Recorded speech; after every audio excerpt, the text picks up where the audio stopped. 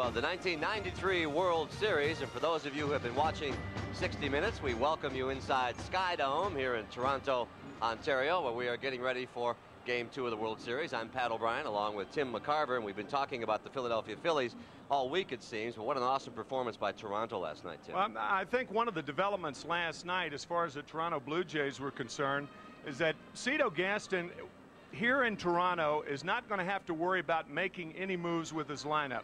He didn't do it in the ALCS. He didn't use a pinch hitter or a pinch runner. He stayed with the same 9 guys. And I think that's what the problem is going to be when he moves to Philadelphia and then has to make a change in Molitor, or does he leave Ed Sprague out there? I mean, they're behind Dave Stewart tonight, one of the most experienced postseason pitchers that has ever pitched. Earlier tonight, Tim, down at the batting cage, I had an opportunity to ask John Kruk of the Phillies how he plans to get his team back into this thing. Oh, you know, we're used to getting blown out, and you know, last night was we didn't get a typically pitched game from Kurt, and you know, you got to give them guys credit. They got a good offense. So yeah, I mean, there's no problem with us. You know, we've gotten killed before. We'll get killed again. But the thing is about us, we bounce back pretty good. Telling it like it is. When we come back, Baseball 93 will take you where the wild things are.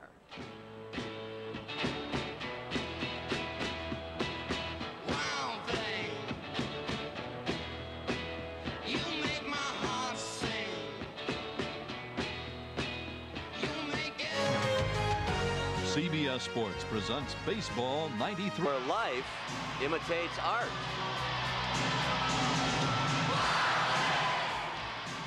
In '89, when the movie Major League was released, they hung that nickname on me, and I've had fun with it. I mean, I'm not going to lie to anyone and say, well, it hasn't been fun. It has been fun. Yeah. And everything has been fun in Philly this year for the spontaneous southpaw who began his career in Texas before striking it big in the Windy City.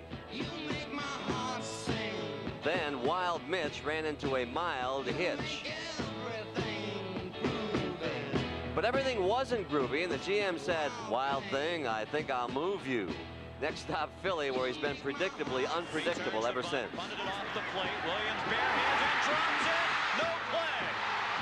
Does Mitch Williams just drive you out of your mind? No, not at all. Come on. I've been managing here 3 years, and the one thing, the way I look at it, when we get to that situation in the game, he's the best guy we have for that job. Practicing your hitting? Yeah, I might have to pinch hit in this series. How are you as a hitter? Good? Well, I batted 1,000 this year with 1 game-winning RBI, something small, nothing big. But a man-child can still dream about where the wild things are and where relief specialists hit game-winning Grand Slam home runs in the World Series.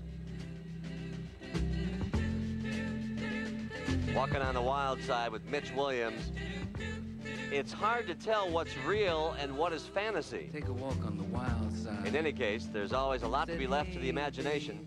His, the fans, even the media's. It gives a fan something else to call you other than bum, and I've been called both, and I kind of like Wild Thing better.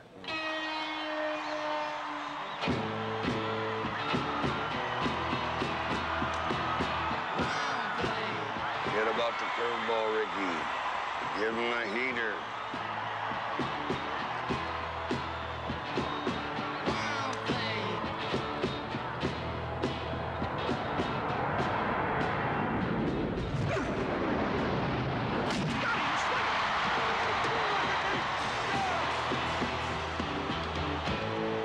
Wild thing, I think I love you. And there must be something about Philadelphia pitchers. Here's tonight's starter, Terry Mulholland, doing a little gardening there on what is tonight, Mulholland Drive. Coming up, Sean McDonough and Tim McCarver, my friendly neighbors in the broadcast booth next door, will join you with the starting lineups when our CBS Sports exclusive coverage of the 1993 World Series continues after this message and a word from your very own local station. 10 Phillies are wearing expressions you'd expect to see in October. In Game 1, Roberto Alomar expressed himself with his defense. And then the Blue Jay bats exploded. He hits that one down the right field line and deep, hook it toward the pole. Home run!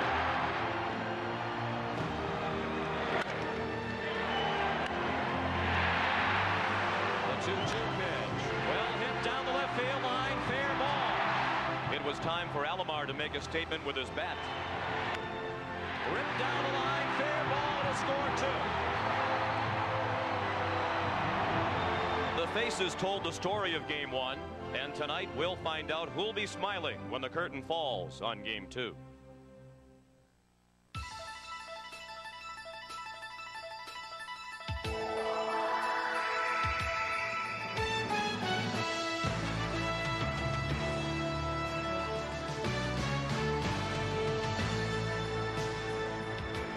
And the curtain is about to go up on Game 2 of the World Series as the Toronto Blue Jays play host to the Philadelphia Phillies at Skydome in Toronto. Hello, everyone, and welcome back. Sean McDonough along with Tim McCarver, and it's great to have you with us for Game 2. The Blue Jays lead this best-of-7 series 1-0.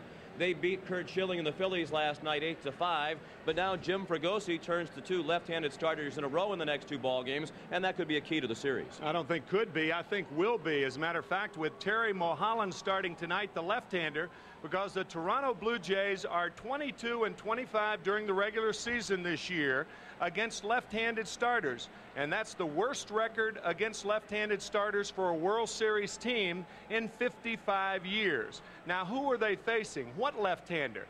Well, he shuts down the hitting game. He also shuts down the running game. Only 1 stolen base against Mulholland this year, and only 2 in all of last year. But what about Dave Stewart's momentum? In his first 22 starts this year, he was 8-8, but he won his last 4 regular season games and was 2-0 in the league championship series, and of course the MVP. And he is a ruthless competitor. I mean, he loves to win, and you'll be seeing his eyes all night, as we will. Terry Mulholland for Philadelphia, Dave Stewart for Toronto in Game 2 of the World Series. The first pitch from Skydome right after this. CBS Sports coverage of Game 2 of the 1993 World Series is brought to you. The roof of Skydome, the roof closed again tonight. It has been a very rainy weekend here in Toronto, and this is one of those weekends during which you appreciate having a dome at your disposal.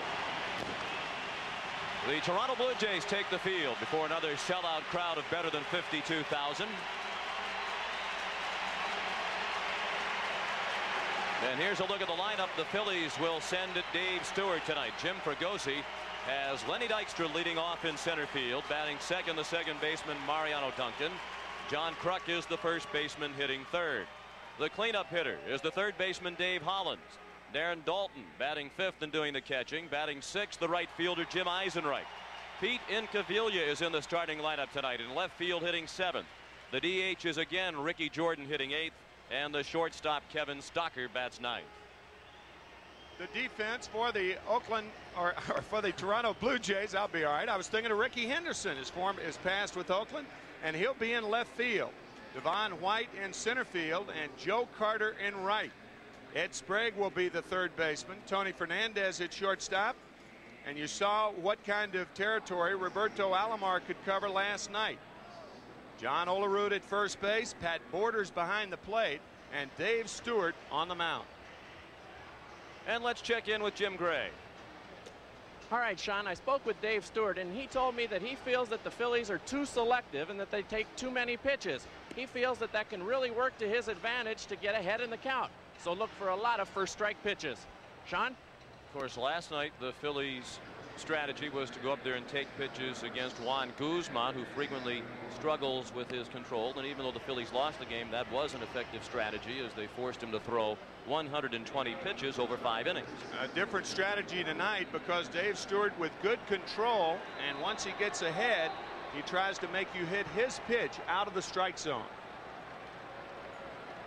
Paul Runge of the National League will call the balls and strikes. He's in his 20th year as a Major League umpire. It's his 4th World Series. Mark Johnson at first, Charlie Williams at second, Tim McClelland at third, Dana DeMuth along the left field line, and Dave Phillips in right.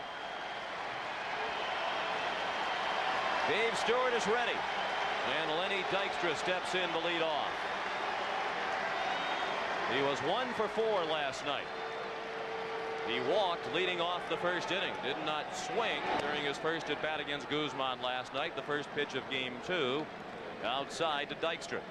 Lenny's one hit was a single in the 6th inning. Off relief pitcher Al Leiter, who was the winner last night. Another ball outside, so the Phillies do indeed go up there taking the first 2 pitches, and Dykstra's ahead of Stewart 2-0.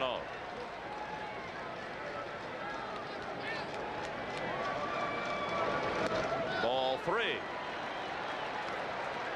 Big reason why the Phillies scored 877 runs to lead the National League, their patience.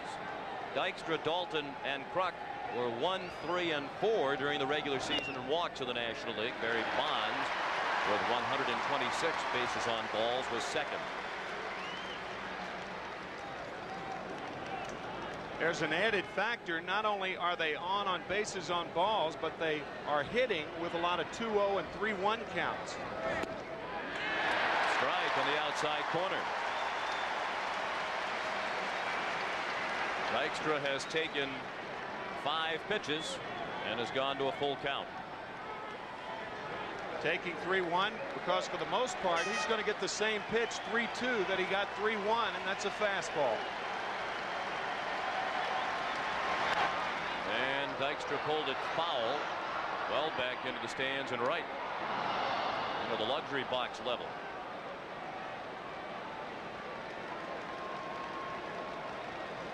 During the regular season, Dykstra had 773 plate appearances, a major league record, besting by 2 the mark set by Pete Rose in 1974. Another 3-2 pitch, routine fly ball to left. Rickey Henderson with the style points for the first out of the ball game.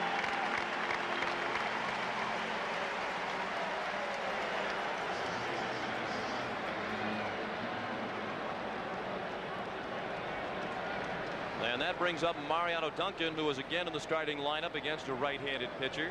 Why not after his performance last night? He went 3 for 5, stole a base and scored 2 runs. And Jim Fregosi told us before the game tonight that Mariano's rib cage injury is feeling much better these days. Breaking ball starts Duncan. 0-1. Duncan had his best year against right-handed pitchers, batting .289 this year. That was the splitter from Stewart. And when he gets ahead, right-handers and left-handers will see a lot of those.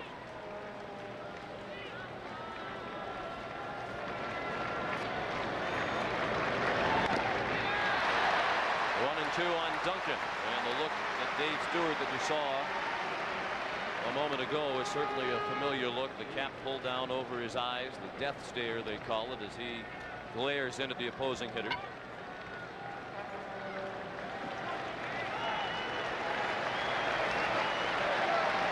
1-2 to Duncan. Fastball fouled back to the screen. Talk about a guy who zeroes in on his target. Rarely does he take his eyes off Pat Border's mitt. A lot of you fans are familiar with Fernando Valenzuela, how he rolls his eyes up to the sky. Well, not Dave Stewart.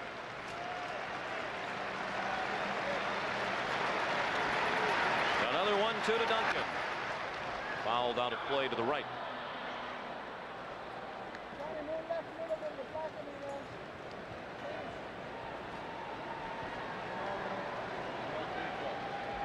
Right into your living room.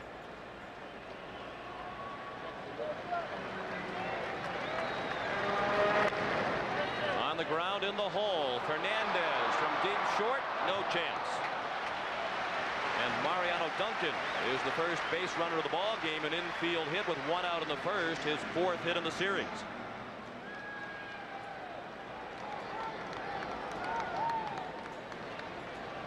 Mariano is fisted with the split finger, and he hits one to his homie, both Fernandez and Duncan, from San Pedro de Macorís in the Dominican Republic. An infield hit for Duncan.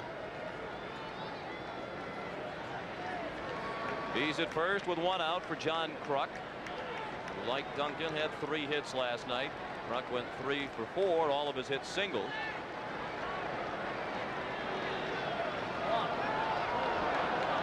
And a balk is called. Looked like he got his right spike, or the spikes on his right shoe caught in the pitching rubber. You see a lot of balks? Well, there's no doubt about this one. He is on the rubber. And for some reason, it appears that he got the spikes of the right shoe caught on the rubber.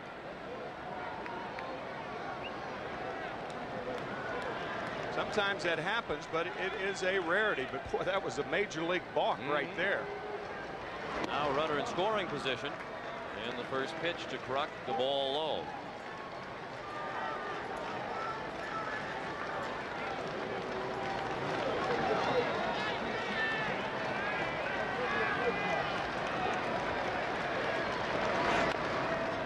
Check swing. Fielded by Stewart. He'll win the race to the base. And on the play, Duncan moves to third with 2 outs.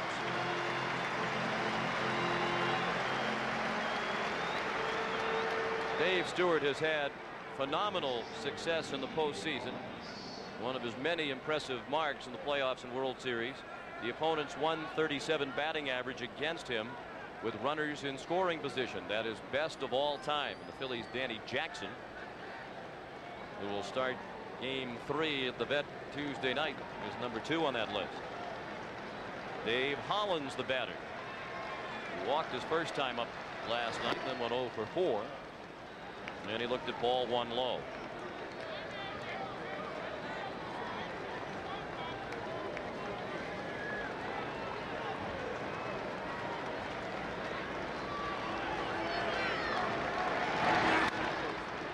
Out of play and left. 1-1 on Hollins.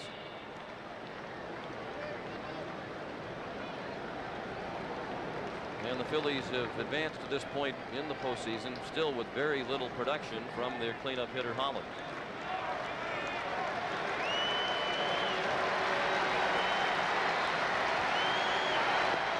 Check swing and a ball in the dirt. Everybody talking about the performance of the Phillies in the NLCS, and certainly they won it, but they were out hit and they made more errors than the Atlanta Braves, while also being outscored in the 6-game series. First time since 1924 when the Senators, in all 3 of those categories, won a series in postseason. 2-2 the count now on Hollins. That was a splitter right there. Hollins looked like a fastball, and Dave waves through it.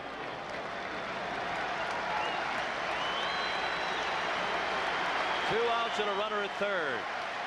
And the 2-2 fouled back to the screen. That pitch registered at 92 miles per hour on our gun downstairs. As you look at Jim Fregosi, after 27 years as a major league player and manager, he has finally advanced to the World Series for the first time in his career. Ball 3.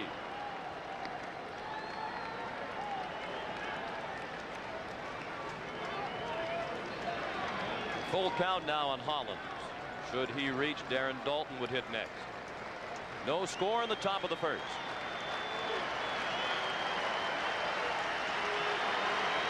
The payoff. He struck him out with the fastball. And the Phillies leave a runner at third after a half inning at Skydome. Philadelphia 0 and Toronto coming up. Gaston has Ricky Henderson leading off again tonight in left field. Devon White is batting second in center field. Paul Molitor, the DH, bats third. He hit 6th last night. Joe Carter is the cleanup hitter in right field. John Olerud, the first baseman, bats 5th. Roberto Alomar batting 6th tonight at second base. Tony Fernandez is the shortstop hitting 7th. The third baseman, Ed Sprague, bats 8th. And the catcher, Pat Borders, hits 9th. The defense for the Phillies, Pete Incaviglia back in there in left field, even though a right-hander is starting against the Phillies. Len Dykstra, of course, in center. Jim Eisenreich, the left-handed hitter, is in right field. Dave Hollins with a strong arm at third base. Kevin Stocker once again at shortstop. Mariano Duncan at second. John Kruk at first base. Darren Daulton behind the plate. And Terry Mulholland on the mound. 12-9 on the season. And he has pitched only 5 innings in the last 5 weeks of the season. He worked 5+ innings against the Braves 8 days ago. And he lost when the Braves had a 5-run 6th inning against Terry and the Phillies. Terry bringing a 2-0 lead into the bottom of the 6th. Pitched very well for the first 5 and shutting out the Braves, and then it came apart quickly for him in the 6th. No scores. The Blue Jays bat for the first time tonight. Ricky Henderson leads off. Coming off a 1-for-3 game 1. His one hit last night was a single. Knocked the starter Curt Schilling out of the ball game. Mulholland's first pitch skipped by Darren Daulton. A right-handed hitter in particular has a very difficult time picking the ball up off Terry Mulholland because the glove and the arm come together. A lot of hitters say that he throws out of his uniform, and often they are late picking the ball up. That's to Mulholland's advantage. This is Terry's first World Series appearance ever, and he has fallen behind Henderson 2-0. He's looked down at the mound twice, and now he's doing a little gardening out there. That's his second stint as a gardener tonight. We saw him during the pregame show with Pat O'Brien taking the rake to the mound in the bullpen.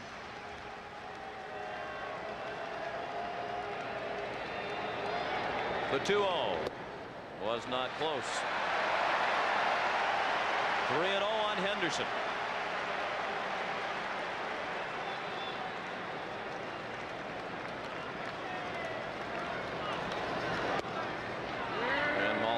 Has thrown his first strike. Similar start to that of Stewart as he fell behind Dykstra the first batter of the night. 3-0, and then came back to retire Lenny on a fly ball. That's ball 4 outside.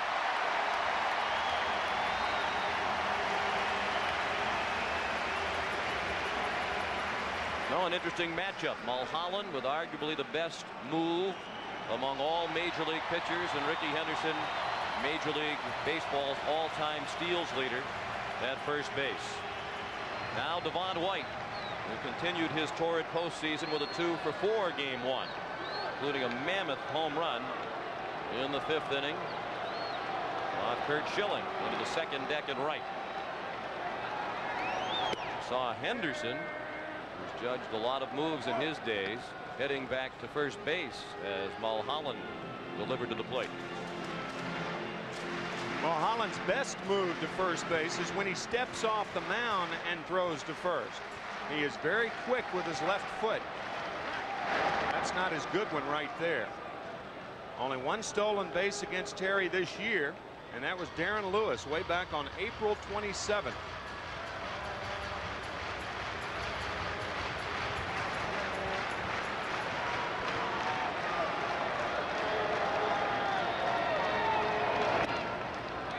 Not been a stolen base this year against the battery of Daulton and Mulholland because Todd Pratt was the catcher for Philadelphia back on April 27th when the Giants' Darren Lewis stole that base against Mulholland. No score in the bottom of the first. Ricky Henderson at first with nobody out, and a count of 1-1 on Devon White with Paul Molitor on deck.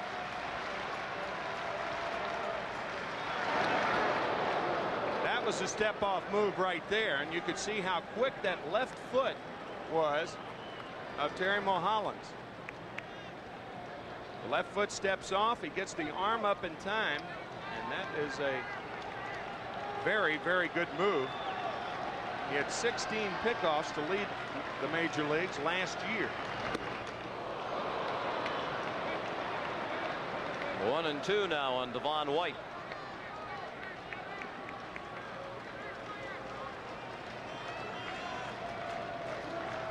Mulholland had only 3 pickoffs this year, but undoubtedly that's because a number of the base runners in the National League were wise to his ability. The word's out.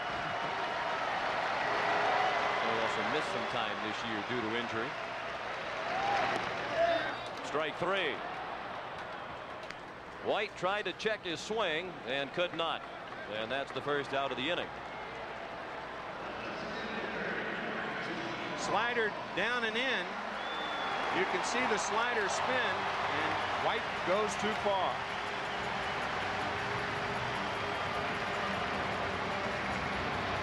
Now Paul Molitor, who has the number 6 hitter last night against the right-handed starter Schilling, went 1 for 4. An infield hit and an RBI in the second. Jim Fregosi said that was an important at bat in the ball game and impressive on the part of Molitor, because all of the Phillies scouting reports indicate when Molitor hits the ball on the ground, it is almost always to the left side of the infield. Molitor managed to get the ground ball to the right for the infield hit and the RBI.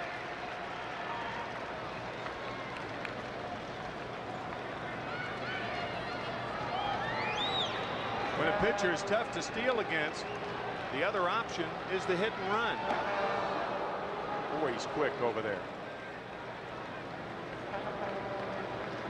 On the hit and run play, the runner, even if he's as fast as Henderson, has to make sure that Mulholland goes home, and then it's up to Molitor. The responsibility shifts, and he got him.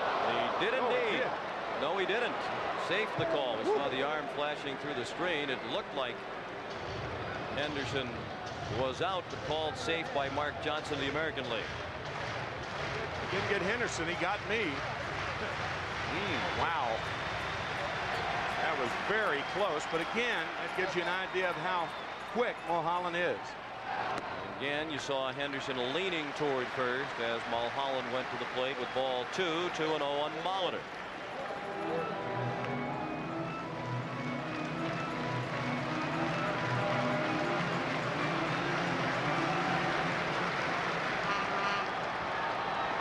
No score, bottom of the first. Henderson at first base, 1 out. He is running.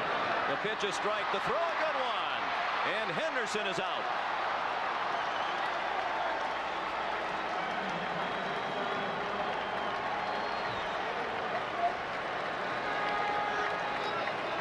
This throw is right on the money, and watch Mariano Duncan where he takes the throw. It's on the bag. Instead of taking it out front and bringing it back, he makes the tag right on the left shoulder, and Henderson's out easily at second base. Now the 2-1 to Molitor is ball 3. You had a feeling that Ricky would try it because he certainly welcomes the challenge of trying to steal against somebody like Mulholland. And the Blue Jays said prior to the start of the league championship series they weren't going to let the throwing ability of Ron Karkovice prevent them from trying to run. And they did attempt to run against Chicago. That throw by Dalton was right on the money. He caught 3 Atlanta Braves during the NLCS. Alomar did have a stolen base in last night's game. And Molitor is aboard with 2 outs on the second walk of the inning issued by Mulholland. Terry's 30 years old. Pennsylvania native from Uniontown, PA. Now makes his home in Scottsdale, Arizona. And here is Joe Carter.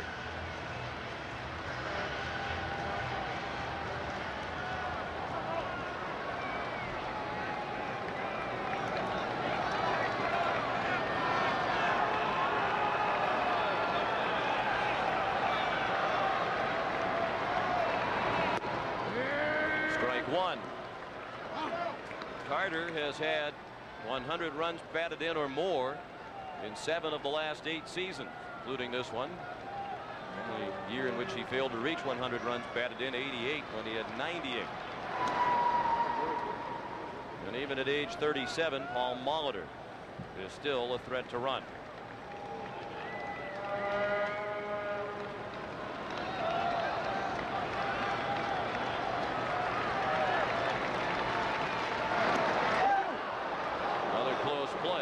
Safe at first is Molitor.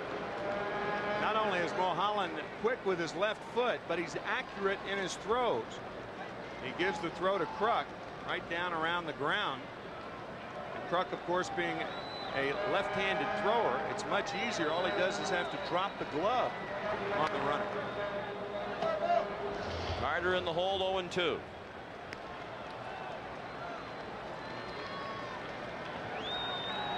Molitor had 22 stolen bases during the regular season. He was only thrown out 4 times. No score. We're in the bottom of the first. And the 0-2 to Carter is pulled down the line, foul.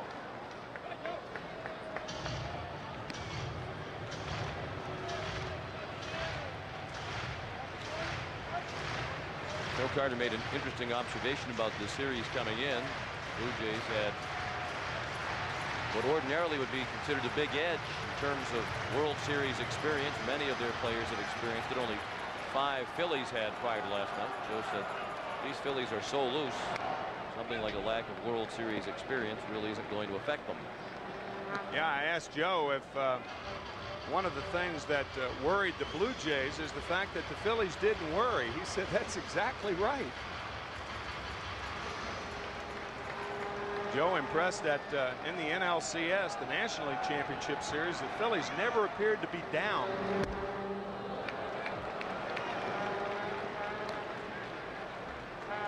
One and two, the count on Carter.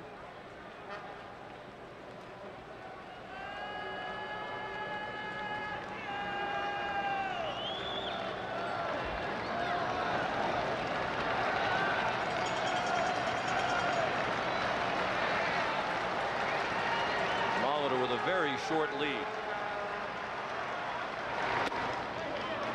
2-2 now.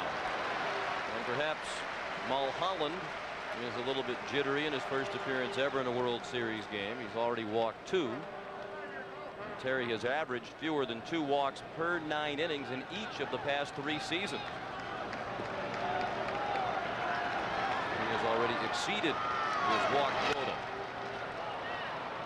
In shallow right, a long run for Eisenreich, and he's there near the line to put it away and end the inning. After 1 in Toronto, no score.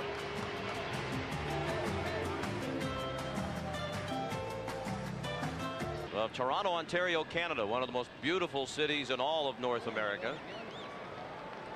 Certainly one of the cleanest. And a cleanly played first inning for the most part after game 1 that was a little bit on the sloppy side. The Blue Jays managed to win last night's game despite 3 errors. No score as Darren Daulton begins the second.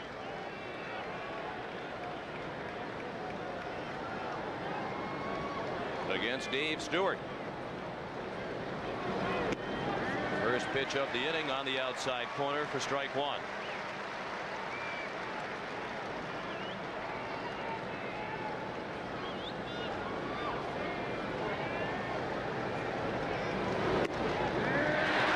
And strike 2.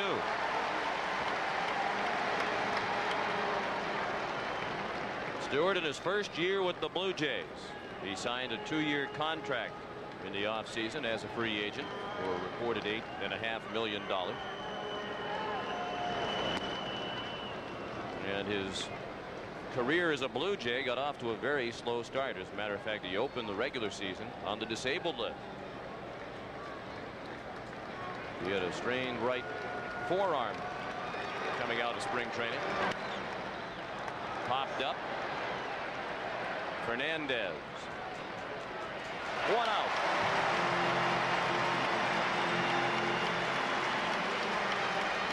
Pat Borders, his battery mate, told us that it wasn't really until about 3/4 of the way into the regular season that Stewart started to pitch like the Dave Stewart of old. You mentioned the numbers down the stretch. He has plenty of momentum coming into the World Series. Jim Eisenreich, the batter. He drove in a run with his 9th inning single off Wayne Ward last night. He went up there taking ball 1 low.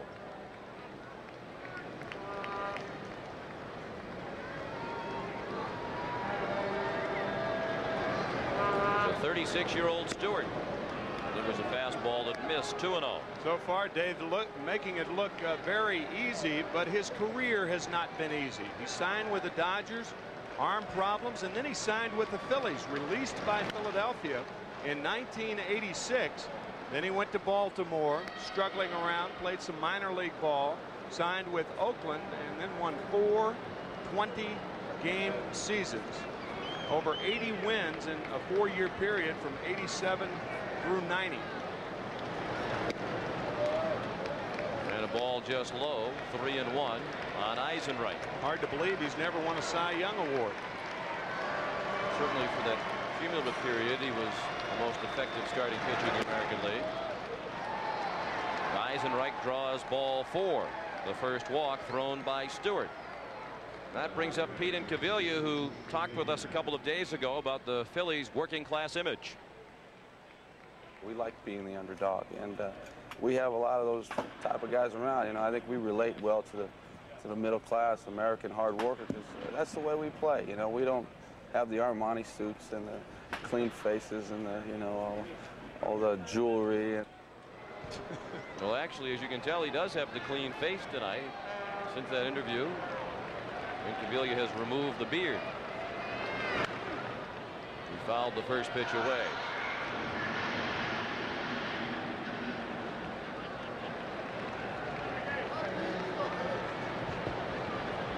Certainly a solid average for his career against right-handed pitchers, but he didn't start many games against them this year.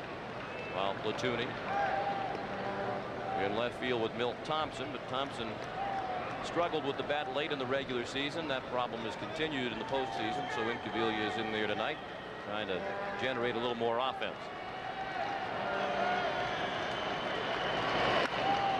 Stewart tied him up.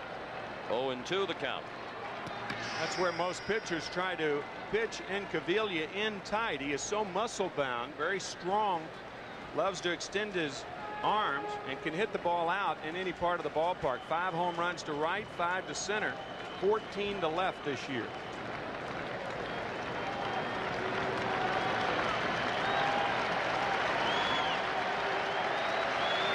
The 0-2 pitch. Well hit to left. Rickey Henderson drifting back. And just in front of the warning track, he made the catch. Eisenreich, and almost all the way to second. And he's back to first with 2 outs.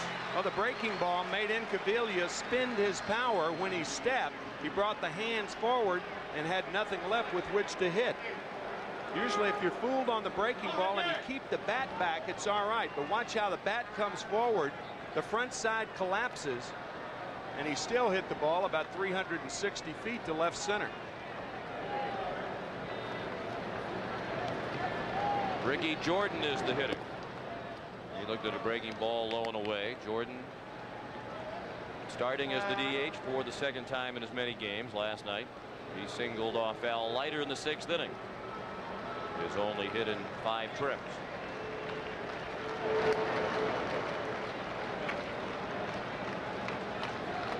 Eisenreich had 5 stolen bases without being caught during the regular season.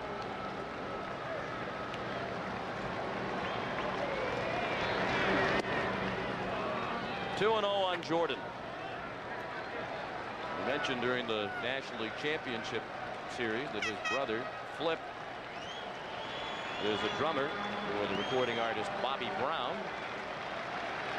And last night, Ricky Jordan and Kim Batiste came out during the practice for the pregame ceremonies about 4 hours before game time, when Aretha Franklin was rehearsing the national anthem, and Jordan and Batiste got Miss Franklin's autograph. They were positively beaming about it afterwards. The 3-0 is a strike. Bobby Brown, by the way, the husband of Whitney Houston. Not to be confused with the American League president, Dr. Bobby Brown. Of course, there was a case of mistaken identity with Ricky Jordan during the playoffs. He was asked by a reporter if he missed playing football. And obviously the reporter had mistaken Ricky Jordan with Brian Jordan of the St. Louis Cardinals, who once upon a time was a defensive back for the Atlanta Falcons. Eisenreich running on the 3-2 pitch, and Jordan fouled it off. Ricky Jordan is unlike most of the Philly hitters. He walked only 8 times this year, over 190 plate appearances. Walked only 70 times in his career with almost 2,000 plate appearances. So he's a free swinger. And he swings away on the second 3-2 pitch. Rickey Henderson has to play it on a hop. He lost his cap, but not the ball. Eisenreich running with the 3-2 pitch made it to third, and Ricky Jordan has his second hit of the World Series and Philadelphia's second hit of the ball game. This is one thing you can do on the artificial surface. You can charge the ball and then smother it once it's close to you. You can't take that chance on a natural grass field. That's a ball that had enough hang time where it appeared that Henderson could have caught that ball easily. I don't know whether he saw the ball all the way, but that's a ball that Rickey Henderson usually sucks up. And he'd taken another step or two instead of working hard to put the brakes on. He might have been able to catch that rather routinely. Kevin Stocker is the batter. He tries to bunt and pops it up. Borders can't get it. Sprague was also in pursuit, but Borders, the catcher, had the best shot at it.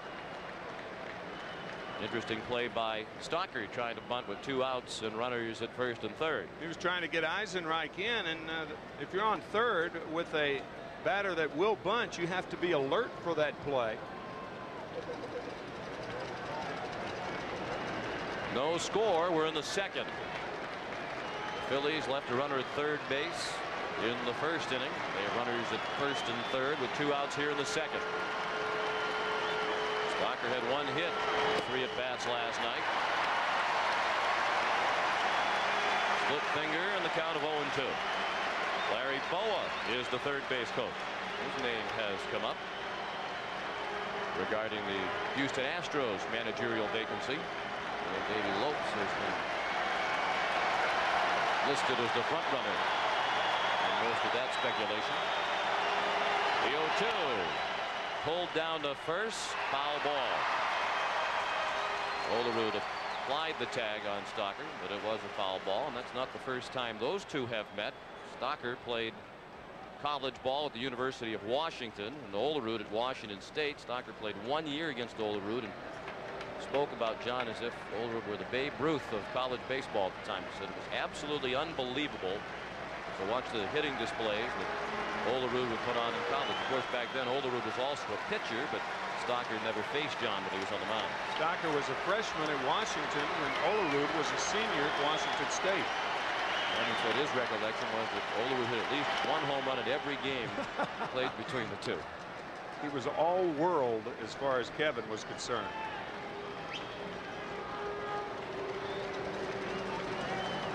One and 2 the count.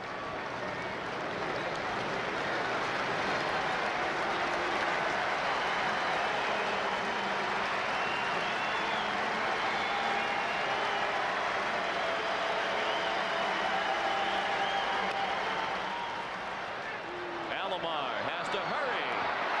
Out at first. Good play by Alomar and by Olerud. The throw had plenty on it and handcuffed John, but he was able to squeeze it. The Phillies strand 2 in the second. Reason to stay tuned. No score after an inning and a half. Terry Mulholland ready to face John Olerud, then Roberto Alomar and Tony Fernandez.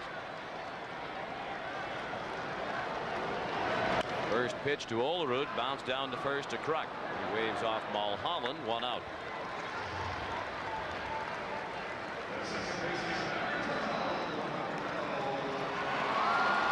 John Olerud first ball hitting, and these Blue Jays are a first ball hitting outfit.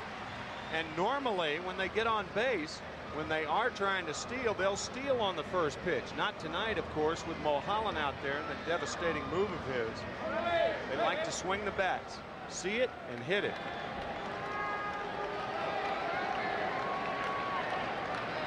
The hitter is Roberto Alomar, and he looked at strike 1.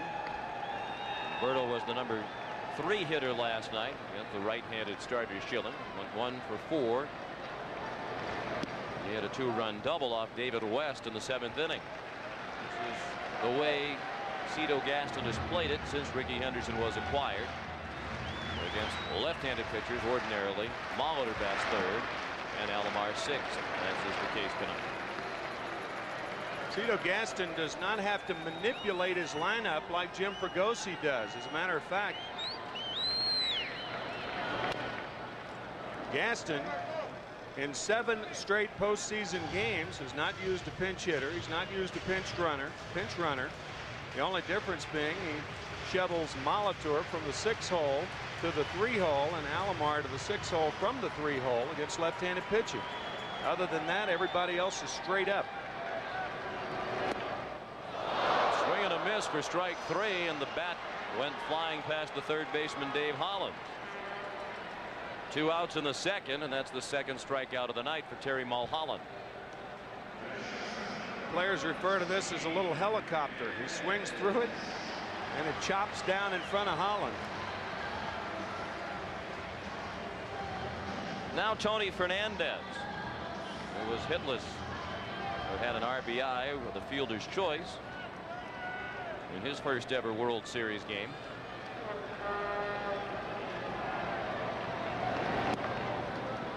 Again, Mulholland looked down at the mound as he delivered ball 1 to Fernandez.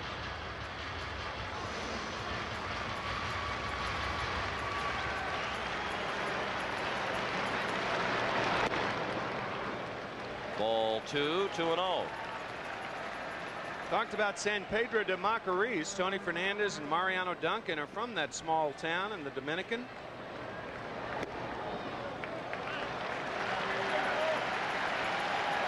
Do you have to approach it from the east, as that arrow would suggest, or fly to Santo Domingo and drive?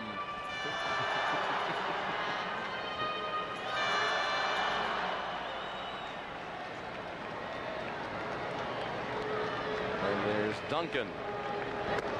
Fastball for a strike, 3-1 on Fernandez. That pitch 91 miles per hour. Mulholland was the starting pitcher for the National League in the All-Star game in Baltimore in July. Foul ball pass first, but the effort by the ball boy. You know it's World Series time when the ball boy starts diving for balls in foul territory.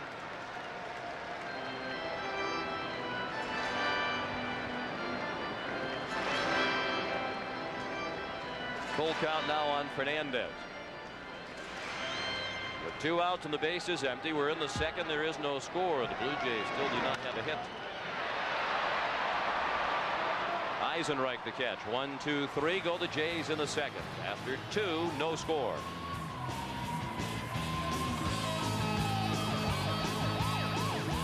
Two innings. Dave Stewart with a chance to become the all-time leader in postseason victories with a win tonight. He has 10 in his career, including, of course, the playoffs and the World Series, and that ties him with Whitey Ford.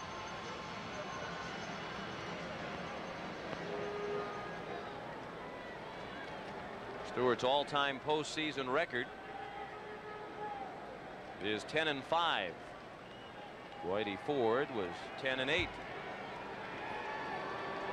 Lenny Dykstra the batter. He started the ball game with a fly ball to left. First pitch breaking ball for ball 1. Whitey Ford also with the most postseason starts, 22. Next was Catfish Hunter, and then Dave Stewart. This is his 17th time that he has started a postseason game. And in all but one of those times, he has gone past the 6th inning.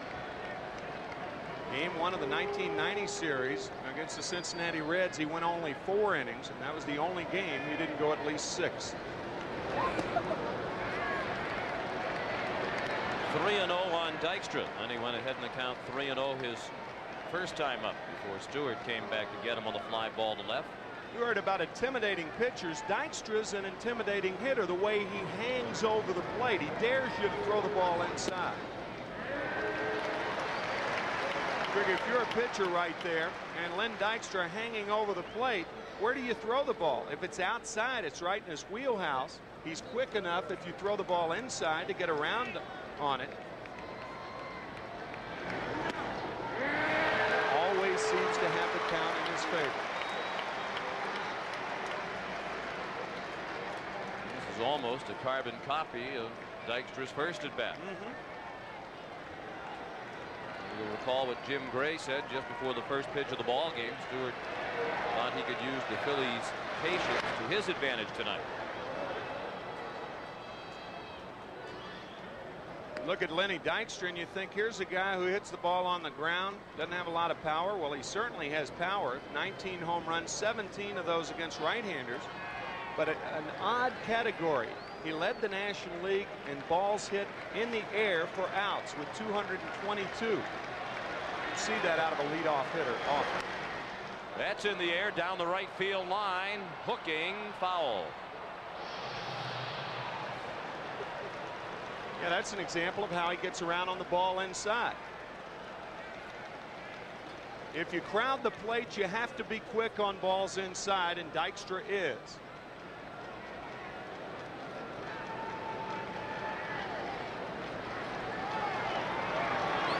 Another 3-2 pitch is ball 4. So this time Dykstra's patience is rewarded.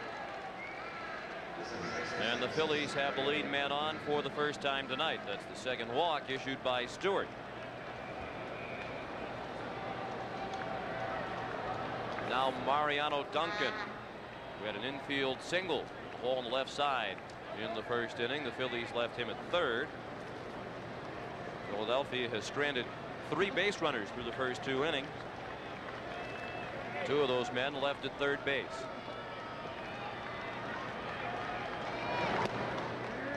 Stewart over the plate at the knees with strike 1 to Duncan.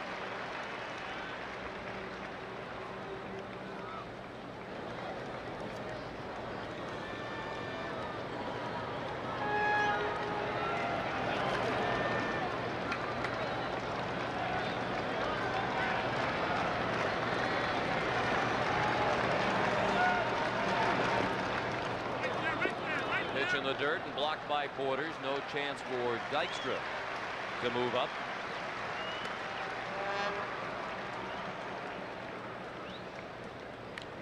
Mariano Duncan with that bat held very low. John Kruk, who is on deck, with the bat held very high.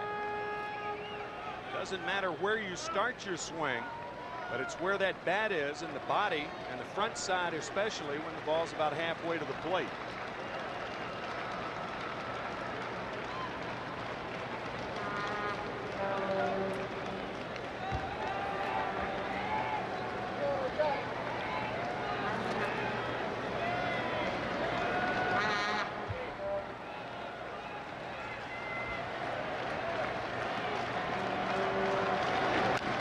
Pulled foul past Larry Boa.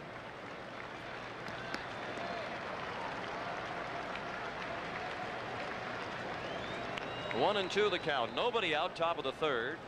The Phillies have Dykstra at first, and a count of 1 and 2 on Duncan.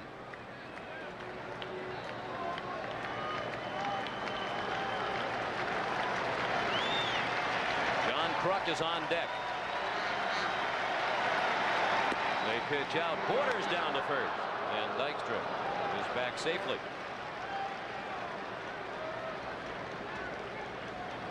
Since Pat Borders pitched out, he decided, well, I'll throw down there anyway. Throw was not close. Knowing the team character of the Phillies, it's got to be strange for this outfit to play in a ballpark where the crowd is so pensive and passive, as the Blue Jays crowd normally is. That's through Borders, and Dykstra moves into scoring position. Well, there was a lot of talk in the newspapers here today about how loud the crowd was last night, but we've been in a lot of ballparks, and I don't think by many standards it would have been considered a loud crowd, except that this crowd is so notoriously quiet that, relatively speaking, it was loud by Toronto standards. That play scored a wild pitch.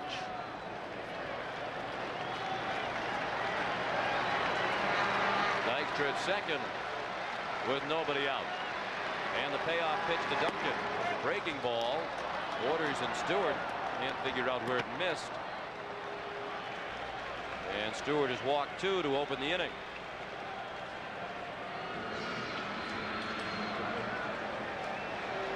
And a chance for John Kruk to give the Phillies the lead.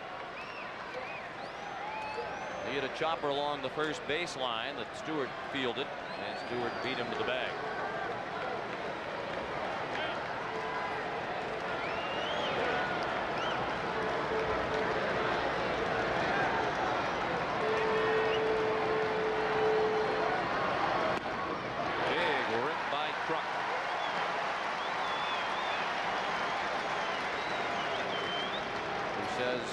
I'm not an athlete.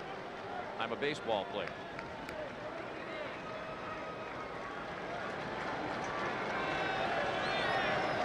And in this jam, Stewart had a little extra on the last pitch. 92 on the fastball. That's sinking fast in right center, and it falls for a hit.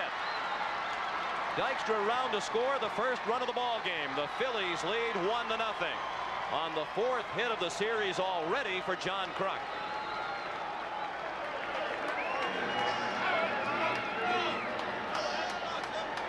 Fourth hit, third RBI. As Kruk delivers, not only does he score Dykstra, he moves Dunk into third base. So 2 for the price of 1. And the Phillies take the lead. You notice that pine tar on John Kruk's bill of his cap. Bill Lyon, a writer for the Philadelphia Inquirer, said that cap looks like John came out of mine number 5. Wearing it all year. And it shows. Hollins to shallow center. Fernandez can't get it. And Duncan is in with the second Philadelphia run. So a couple of walks to start the inning, and then a couple of looping singles back-to-back off Stewart. The Phillies lead 2-0, and they have first and second, still nobody out in the third. Galen Cisco, the pitching coach, is coming out, but you know, big strong guys are the guys who gets these types of hits, because the outfielders are playing so deep. Guys like Dave Hollins, John Kruk, Darren Daulton are more apt to get the little dunkers because the outfielders can't reach them. Get a hitter with not a lot of power, the outfield is in already, and rarely do they get the humpback liners. Well, Stewart said the Phillies' patience at the plate would work against them, but that has not been the case in this inning. They got back-to-back walks to start the inning, and both walkers have scored.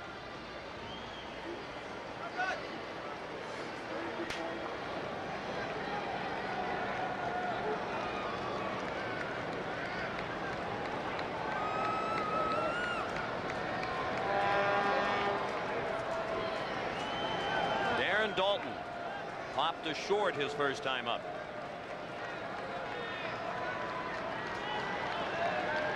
Thinking about a bunt, it's highly unlikely. Daulton did not lay down a sacrifice all year. And Jim Fregosi has great disdain for the bunt. Hollins didn't bunt for a sacrifice all year. John Kruk had no sacrifices all year. Jim Fregosi plays it straight up, and he tells us that no sense in changing right now just because it's the World Series. Of course, if he does change his philosophy, he'll be second-guessed by many, including his father, Archie, who is perhaps the harshest critic of Jim Fregosi's managing. Archie Fregosi, 80 years old, still involved with organized sport as the third base coach of a softball team in South San Francisco. Jim Fregosi tells the story about his third game as a major league manager with California. Back in the late 70s, ball game in Oakland, he kept hearing a voice from behind the dugout saying, "Go out and take out the pitcher, get the pitcher out of there." And finally he got annoyed, stepped out of the dugout to look into the crowd and see who it was who was heckling him and say something to him. It was his father.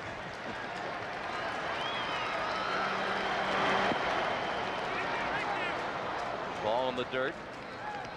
2-2 now on Daulton.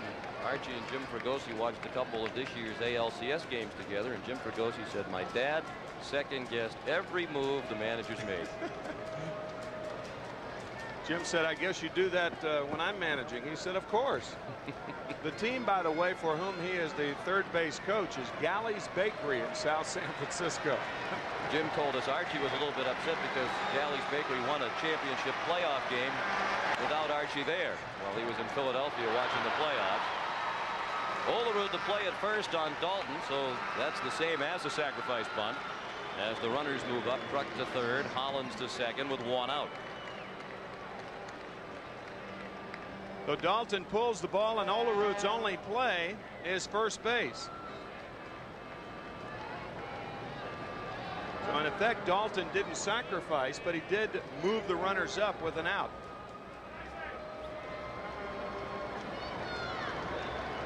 Blue Jays will play the infield back in the third inning, trailing 2-0 with 2 men in scoring position and 1 out. And Jim Eisenreich is the batter.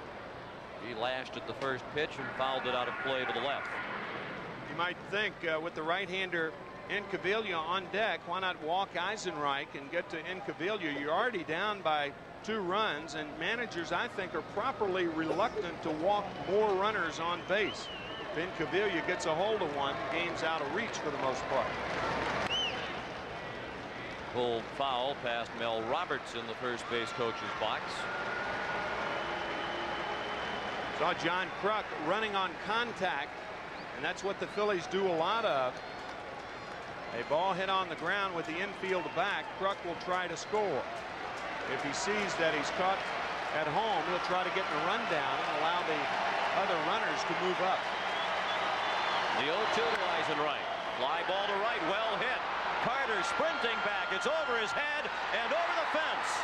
A 3-run homer for Jim Eisenreich. And the Phillies lead 5-0.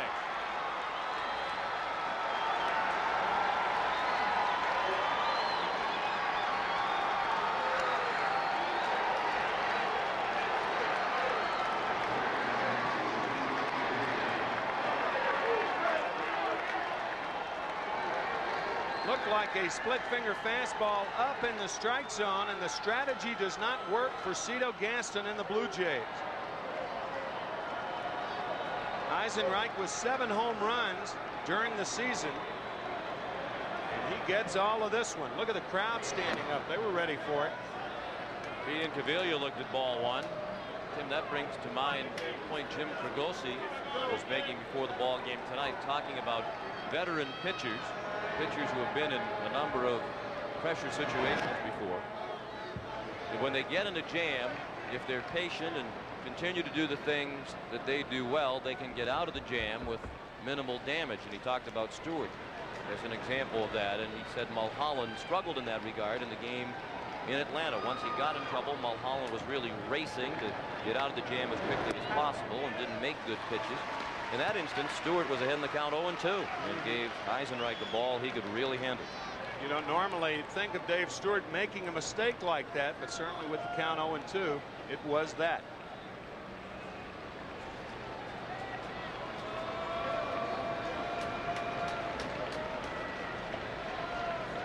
This is the first time that Dave Stewart has allowed as many as 5 runs in a postseason game. Incaviglia called out for the second out of the inning. Second strikeout of the night for Stewart. He had 16 prior postseason starts. He had not been touched up for as many as 5 runs in any of them. Actually, 1/3 of an inning, the Phillies scored 5 runs.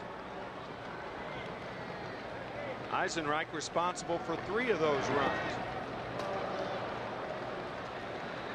And ball 1, a breaking ball, went back to the backstop on the first pitch to Ricky Jordan.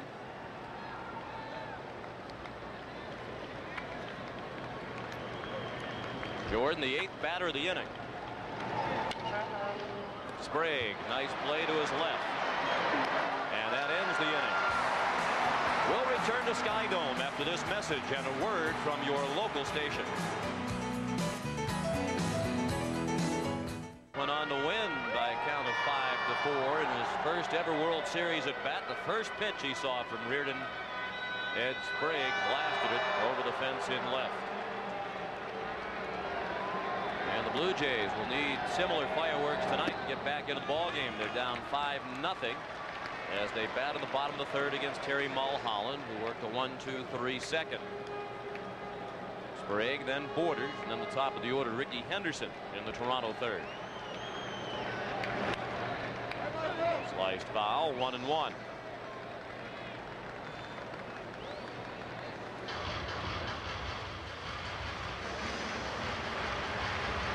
Ed Sprague Jr., his dad, was a major leaguer and is now a scout for the Baltimore Orioles.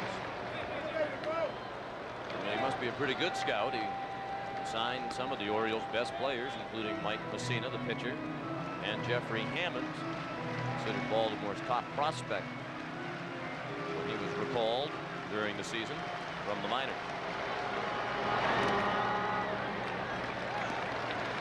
You played against Ed Sprague's dad. Played against him and with him. Pitcher, right-handed pitcher, who played for Cincinnati, the Cardinals, several other clubs.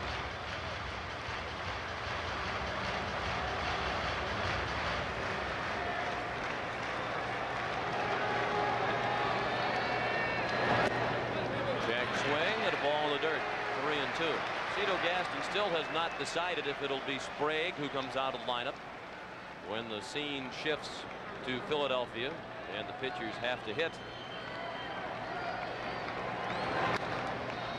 A pop-up in foul ground between home and third. Dalton has room, and the ball 1 out.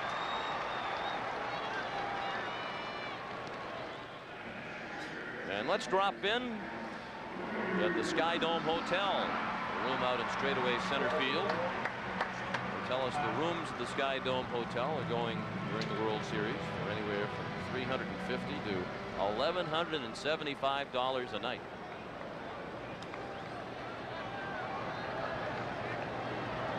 You notice they've numbered the windows up there now. They've had a few X-rated episodes over the years in the Sky Dome Hotel. And now if anything like that happens, they know in which room it occurred, and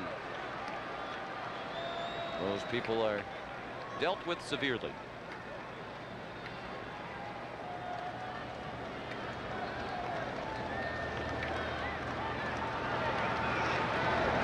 They do post warnings in those rooms that people in the ballpark can see into the rooms in the Sky Dome Hotel. Pat Borders, the batter, the MVP of last year's World Series, quickly behind in the count, 0-2. Pat says he has little recollection of last year's World Series when he was the MVP. So it all seems like a blur. And there is the possibility, and Pat has raised it himself, that this might be his last World Series with the Blue Jays. They've talked about trimming the payroll in the offseason. They have a top prospect in Carlos Delgado, who is a catcher. Anything, he's ready to play at the major league level. Yeah, they think he's ready to hit at the major league level, but catching at the major league level could be a mistake for the Blue Jays as Borders slices one to right field for the first Blue Jay hit. You can't rush catchers like you can infielders and outfielders, because catchers have so much to do with the success of the pitching staff. Not only do you have to swing the bat, but you've got to be a good defensive player. There are just a lot of things in the development of a catcher much more important, many more things than most players. With that hit, Borders has now hit safely in 21 of his last 22 postseason games. That's interesting, isn't it, Sean? John Kruk still holding Borders on with Mulholland on the mound, and Mulholland with a 5-0 lead throwing over to first base.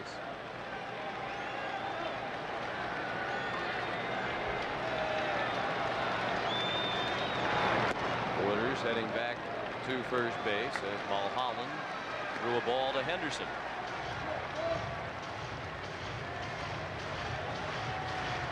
That's what the runner Borders saw. If you're going back to first, you might as well take a shorter lead and have your momentum going towards second.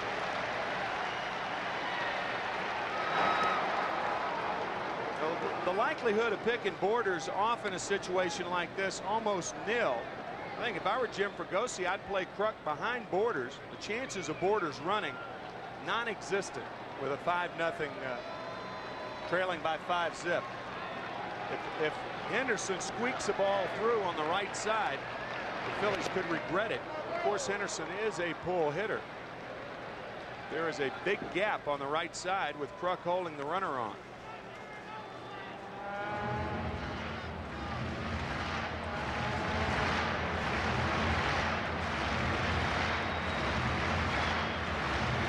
In the bottom of the third, the Phillies lead 5-0. Borders at first with 1 out.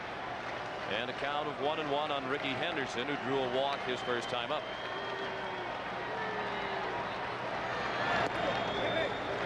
Ball 2, 2-1.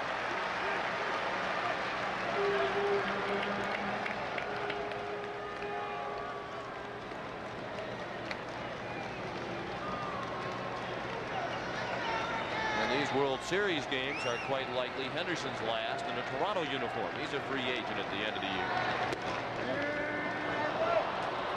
2-2 the count on Ricky. I mentioned last night, Pat Gillick, the Blue Jays general manager, has acknowledged that if he had it to do over again, he probably would not have made the trade that brought Henderson to the Blue Jays from Oakland in exchange for a top pitching prospect, Steve Karsay. Just before the trading deadline, the Blue Jays were trying to add a pitcher. They were thwarted in their attempts. They thought they needed to do something to get them over the hump and thought Ricky was the man.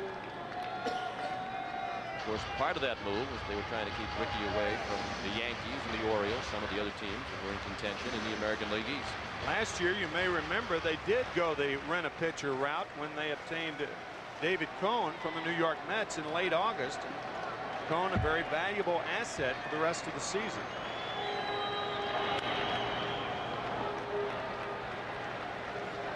And despite his troubles with Toronto over the second half of the season, Ricky Henderson expects when he goes out in the free agent market that he will be rewarded with the contracts that will rank him among the top 10 highest paid players in the game.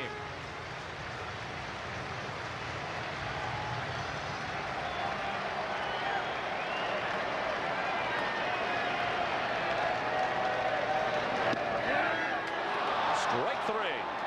Henderson caught looking at the tantalizing off-speed pitch for the second out of the inning and third strikeout of the ball game for Mulholland. After all the fastballs, a changeup that stays inside by Mulholland. Could have taken something off the curveball. Yeah, he did. The downward movement of the curveball, and clearly a strike to Ricky Henderson. Borders is at first now with 2 outs, and Devon White looked at ball 1 outside. Tell you, Sean, it's a bad time for a player to go on the free agent market. The television money, the network television money, is going to be sliced at least in half. And certainly more clubs are aware of that, so I'm not too sure Ricky can command those types of bucks in the top 10 players. Right to center. Dykstra on the move at the warning track. He makes the running catch. So again, Devon White put a charge into one, but Dykstra was able to run it down. And after 3, the Phillies lead 5-0. Philadelphia as we head to the 4th here at Skydome. Sean McDonough along with Tim McCarver. It's great to have you with us. And the Phillies have done tonight what they've done all season long, and that is bounce back from the adversity of losing last night and not playing very well in defeat. We saw them in the League Championship Series bounce back when things didn't go well, and tonight they had to do it against Dave Stewart, but they put 5 quick ones on the board. A guy who has had all types of postseason success. He's never been beaten in League Championship play. 8-0 there, and 2-3 in World Series play. And I remember of course, we all remember the game in Atlanta. Probably the best performance by Danny Jackson since Games 5 in the ALCS back in 1985 in the World Series when he beat the Blue Jays and the Cardinals respectively. Kevin Stocker takes the first pitch of the inning to left for a hit. It nearly bounded over the head of Henderson, and a wide turnaround first for Stocker. He has a leadoff single. I think that was the key game for the Phillies in the League Championship Series. That Game 5 won by Danny Jackson with the Phillies down 2-1, or Game 4 I should say. So Kevin Stocker drops one in front of Ricky Henderson, and the Phillies are out for some more here in the 4th inning. Lenny Dykstra got them started on their way to 5 runs in the 3rd when he drew the leadoff walk and scored the first run. He swung at the first pitch.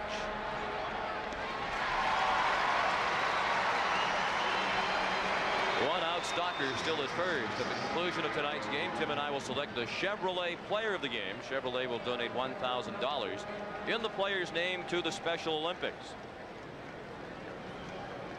Interesting that Dykstra, who went to a full count the first 2 times up without swinging the bat, swung at the first pitch, perhaps thinking that Stewart would be thinking that Dykstra would be taking. That's right. Now Duncan looked at a first pitch breaking ball for strike one. He's been on base twice again tonight. An infield hit in the first. He walked and scored last inning.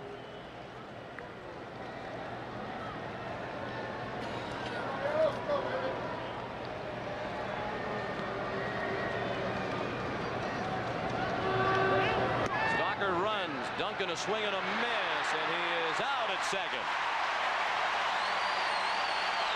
Thrown out by Pat Borders for the second out of the inning.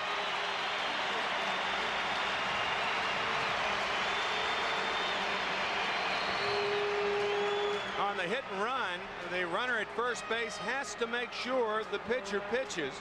You can see the look by Stalker. Duncan swinging through it. Responsibility shifts to the hitter. He has got to make contact. Stalker was dead. As is Duncan. And all of a sudden, the inning is over. After 3.5, still 5-0 Philadelphia. Season, Dave Stewart said Paul Molitor is the best teammate he's ever had. We asked Paul about that.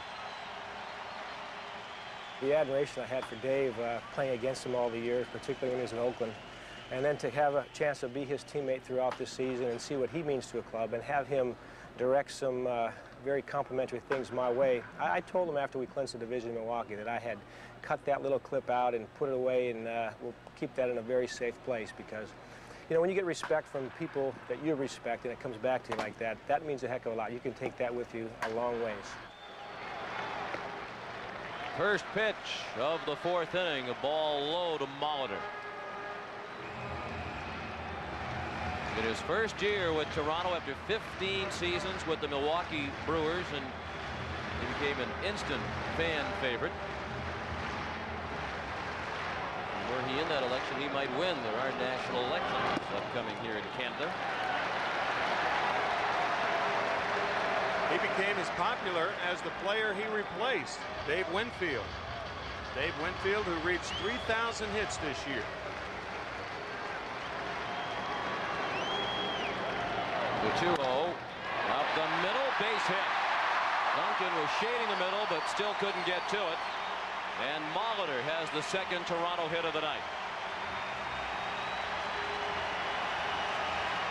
When you're way behind, it's easier to hit because the pitch that you get is going to be a more predictable pitch. The pitcher realizes that he can't walk you, so Molitor chooses a 2-0 fastball right down the pipe and rockets one back through the middle.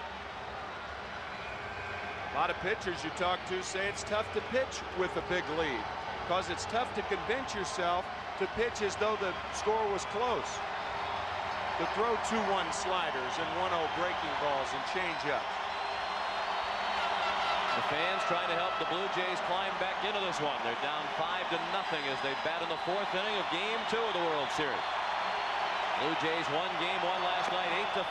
First pitch to Carter, ball just inside. He flied to right his first time up.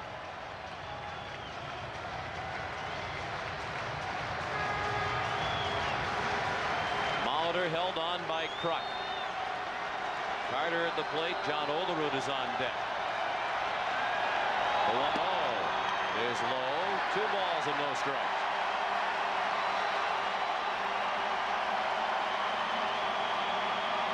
You mentioned that Paul Molitor was signed to replace Dave Winfield after Winfield departed as a free agent, went to the Minnesota Twins.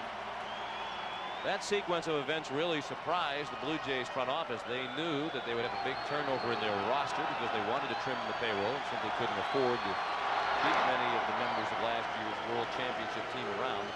They really believed that Winfield was one of the players who was going to stay. They were pleasantly surprised in the other direction when Carter decided to stay. But it was only when Winfield decided to leave and go to the Twins that the Blue Jays pursued Paul Molitor, and they wooed him with a 3-year contract for $13 million. They've been repaid for their wooing. That's a lot of woo. Pulled foul. Paul said it was still a very difficult decision to make, even though the Brewers couldn't afford to match that kind of money. When you have the kind of history in a town like Molitor had in Milwaukee, that's a very difficult thing to walk away from. Paul said this trip to the World Series has reinforced the notion that he made the right decision in coming to Toronto. Carter, a high fly to left. Incaviglia at the wall. And he can't get it. A towering two-run homer for Joe Carter that scraped the backside of the left field fence. And the Blue Jays are right back in it. It's 5-2.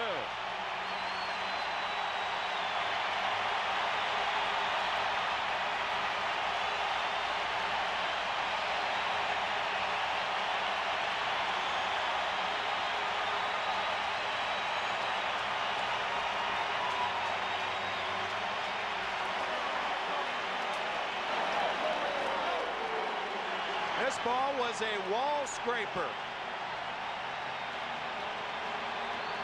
Towering fly ball. And watch how close it comes to hitting the top of the fence. About 6 inches. So 2 runs in, still nobody out for Toronto. And John Olerud looked at ball 1. Sometimes if you're the runner at first base, you're watching the ball, the hitter's watching the ball, and there is a danger on balls with that much hang time for the guy who hit the ball to pass the runner. That didn't happen there, but it has happened in the past. Happened to me. That's why I said that. I know it did. Yeah. Would you like to share the details? Or are they too embarrassing? No, bases loaded, and I did it. Went from a Grand Slam home run to a Grand Slam single. Past Gary Maddox in 76. 3-0, the count on Olerud. That was the first extra base hit of this postseason for Joe Carter.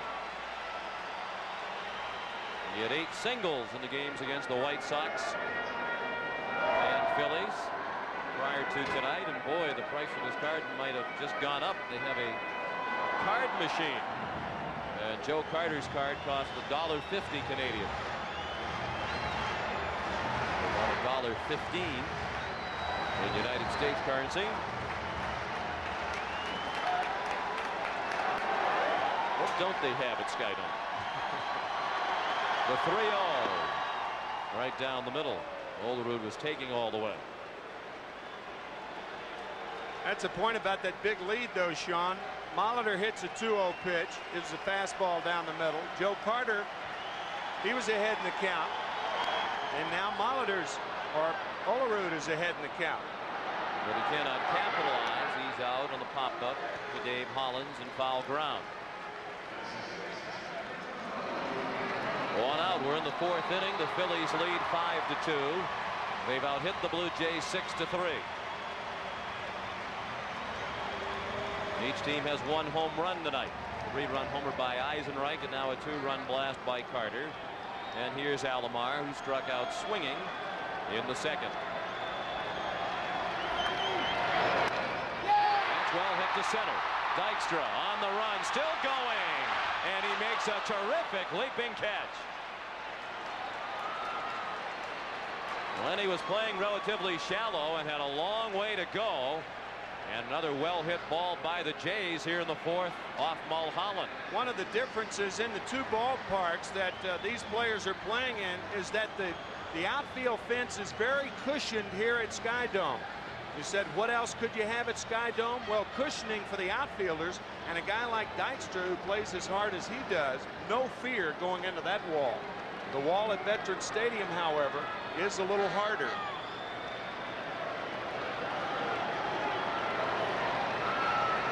Two outs and the base is empty. Tony Fernandez, the batter. 1 appeal, no swing, says Mark Johnson.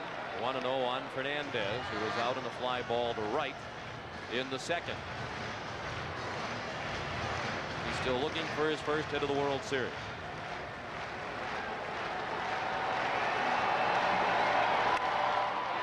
Another line drive in the inning, and another base hit for Toronto.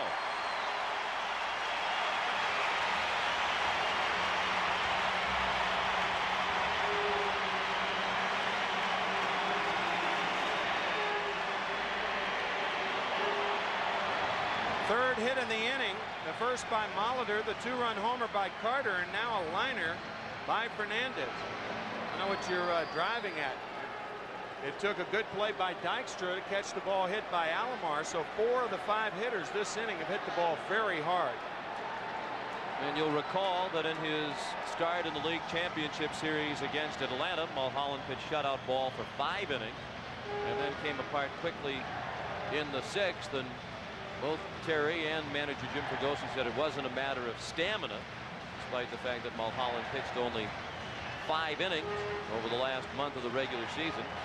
He had only thrown 63 pitches entering that 6th inning. Mulholland said it was simply a matter of not locating his pitches as well in that fateful 6th. But Ben Rivera is warming up very quickly in the Philadelphia bullpen. And all of a sudden the tying run is in the on-deck circle for Toronto. Ed Sprague, the batter. And he waits as Fernandez drew a throw. Tony stole 15 bases during the regular season after joining the Jays.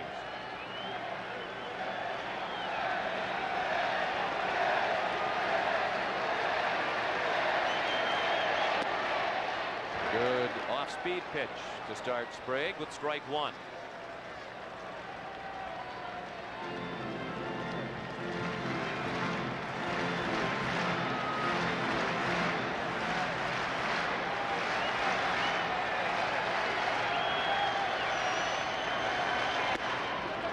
And the ball high, 1-1.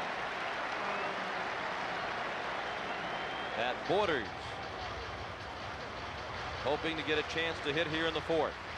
The Phillies lead 5-2.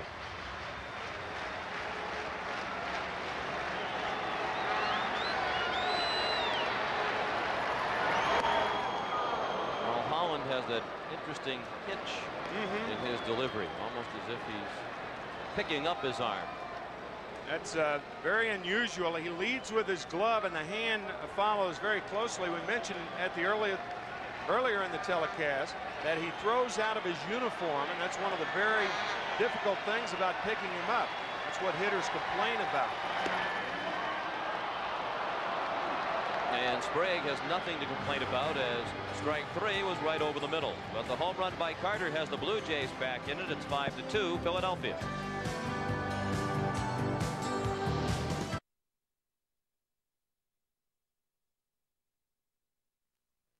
Show with David Letterman. John Kruk talked about his uniform number change. I had number 28, and we made a trade for Mitch Williams. And I saw where Ricky Henderson gave a guy $25,000 for a number. Well, I got 2 cases of beer. Yeah. So Mitch got number 28. Why did he want 29? He wanted 28. He wanted 28. I'm sorry. Because his wife had a bunch of jewelry with number 28 on it. So that's beautiful stuff. Yeah. The big 28 earrings. A lovely touch. The best part about it is now is he got divorced. Now he wears number 99, and the 2 cases of beer are gone. Oh, that's too bad. It's a sad story.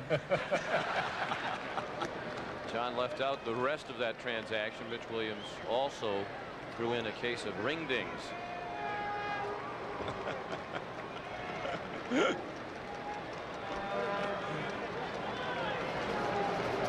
Kruk leading off the 5th. It's a 5-2 Philadelphia lead. Dave Stewart has fallen behind 2-0. Been a big part of the Phillies offense in the postseason, and tonight Kruk has driven a run and scored 1. That came during the 5-run 3rd. Yeah, he has been a Kruk driver in this series so far, driving in 3 runs.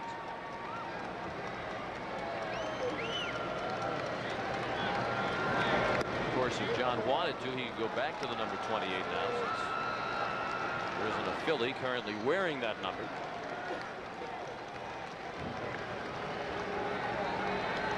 Brock Hollins and Dalton against Stewart in the 5th.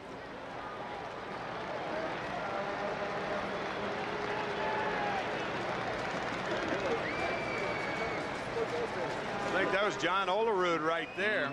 Tribute to his American League leading batting average.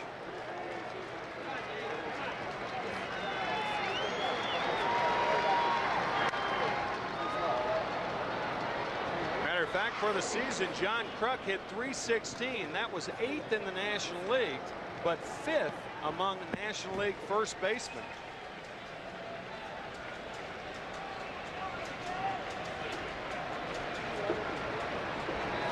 The 3-2 pitch. Fouled away.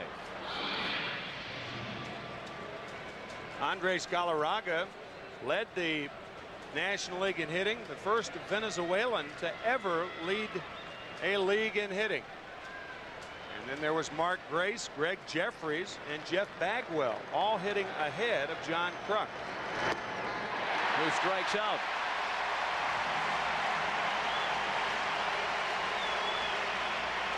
Fourth strikeout of the ball game for Dave Stewart. Tomorrow is a travel day in the World Series. And the World Series resumes Tuesday night at the Vet in Philadelphia. Airtime here on CBS 8 Eastern Time. The first pitch at 8:12. Pat Henkin and Danny Jackson, the Game 3 starters. It's Tuesday at 8 here on CBS. Games 3, 4, and 5 if necessary will be played at the Vet. Dave Hollins, a swing and a miss for strike one. He singled to drive in a run in the third and scored in that inning. He struck out swinging in the first.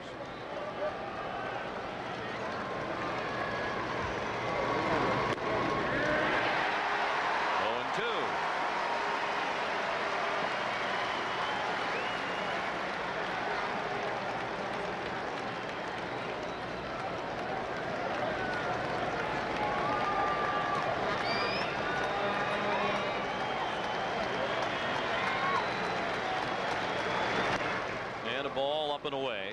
1 ball and 2 strikes on Hollins with 1 out. The bases are empty in the 5th, and the Phillies lead 5-2.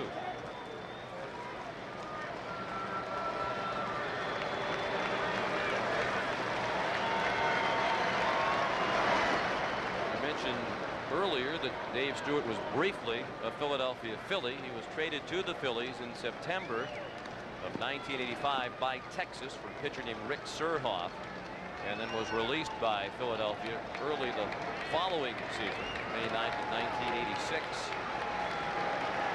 Said it was simply a lack of opportunity. He got a chance to pitch there. Holland pulls 1 foul.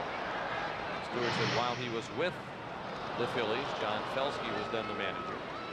They wouldn't let him throw the split finger pitch. Dave said it wasn't as if I couldn't pitch. Shortly thereafter, he was signed by Oakland to a free agent contract, went to the minor leagues for 1 start with AAA Tacoma, then was called up to Oakland, wound up winning 9 games that year for the Athletics. Went 9-5 during the remainder of 1986. Hollins rattled the master Pat Borders with the foul ball, 2-2.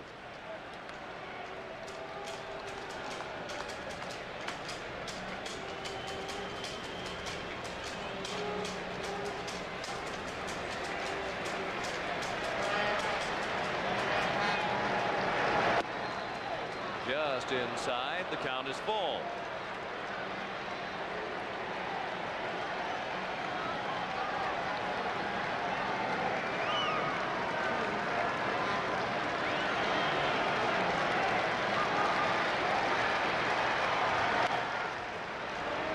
Of course, Stewart wanted to stay in Oakland. That's his hometown. He enjoyed pitching for the Athletics, and he was very involved in the Oakland community in a number of worthwhile charitable endeavors. He says the Athletics were offering a contract at about $1 million a year pay cut what he was making last year. It's a ball in the dirt, and Hollins is aboard with 1 out. He has taken those charitable activities to the city of Toronto. As a matter of fact, the Blue Jays and the White Sox had an off day before the clincher in Chicago, and Dave Stewart stayed here in the city, served dinners to the homeless. It was the Canadian version of Thanksgiving, and then Dave flew to Chicago and pitched the clincher that night and won the MVP award in the LCS.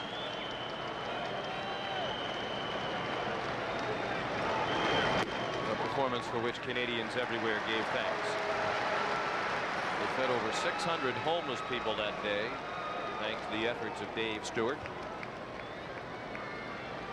Says he'll divide his time in this offseason between Toronto and the San Francisco Bay Area. Darren Daulton 0 for 2 tonight.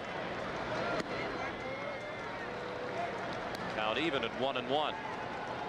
Phillies lead 5-2. They're batting in the 5th, and again they're making the Blue Jays starter throw a lot of pitches. Guzman 120 in 5 innings last night.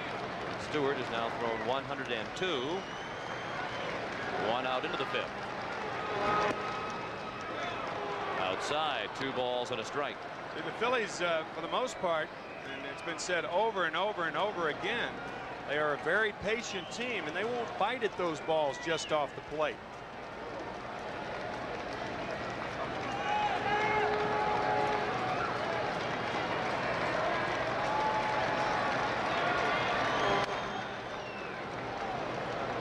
Two and 2 now. There is action in the Toronto bullpen. Left-hander Tony Castillo is warming up. He's the only left-hander available in the Toronto bullpen tonight. Al Leiter got the win, pitching 2 2/3 innings last night. And Galen Cisco and Cito Gaston still haven't decided who the starter will be for Game 4. They get the out at second. Holland stayed on the bag just to make sure. He was called out. He thought perhaps that Alomar had come off the bag for fielding the throw, but they get the play.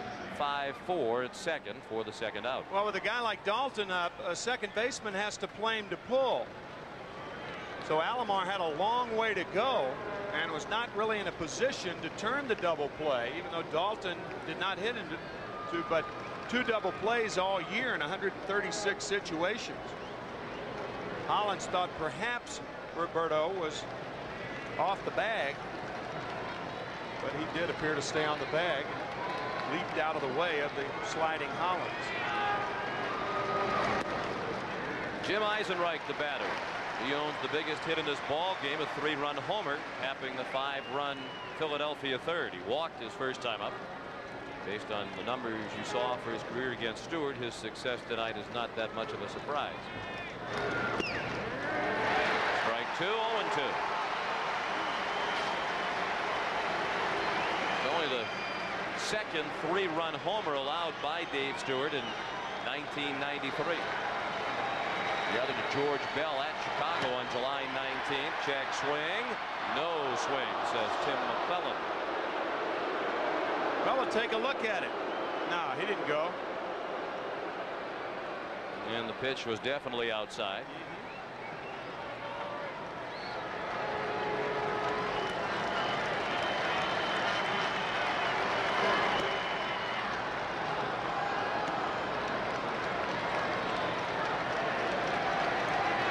Daulton at first with 2 outs in the 5th inning.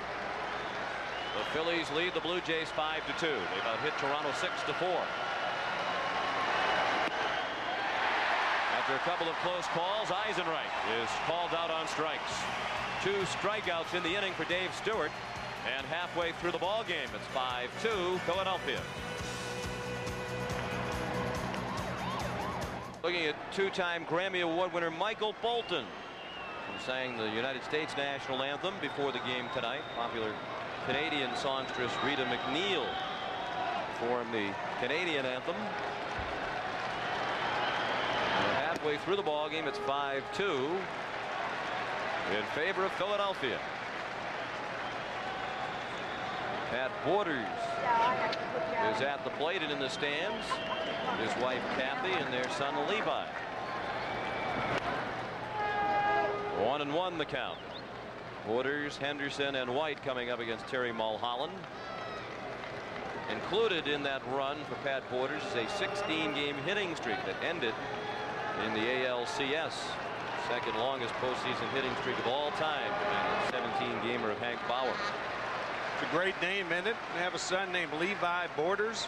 Sounds like he was in the cast of The Unforgiven. Levi Borders. There he is. You could say he has excellent genes. And Borders is out. Pat, that is, on the ground ball to short.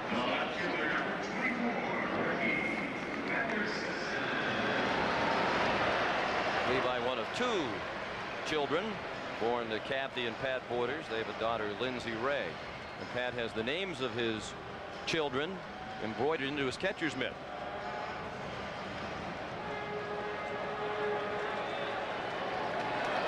One out in the 5th inning. 5-2 Philadelphia. And the batter is Rickey Henderson. Well hit, hooking, foul. Henderson hit it as hard as you can hit a ball, but it hooked foul just short of the pole.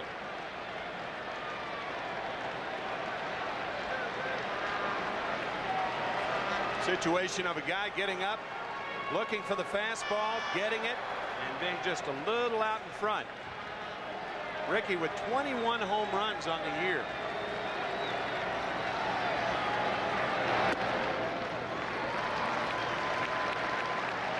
One ball and 1 strike.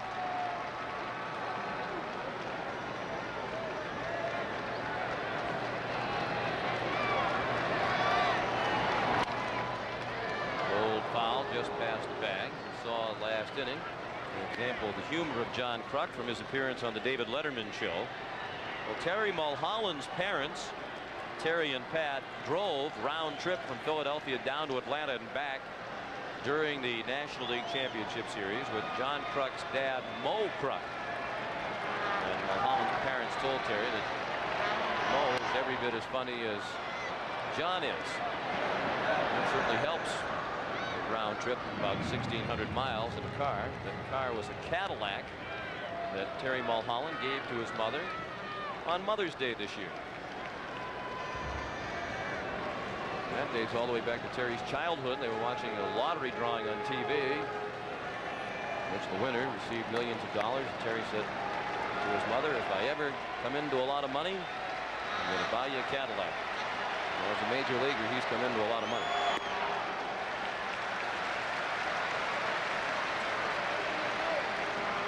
Two and 2 the count on Henderson.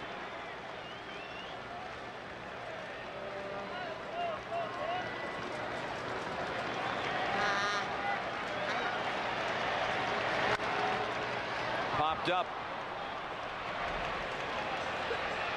Eisenreich in shallow right makes the catch. 2 down. I thought that old line in baseball was only home run hitters drive Cadillacs. Home run Maybe hitters and Mrs. too. Mulholland. Yeah, right.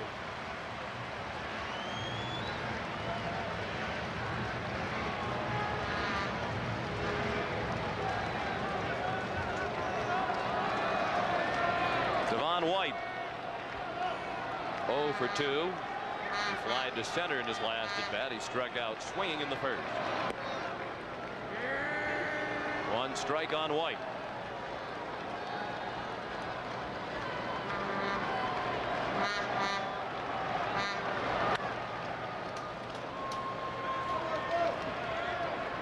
Jack Morris, not a part of the Blue Jays postseason roster this year due to arm trouble, and in all likelihood he will not be a part of their roster next year.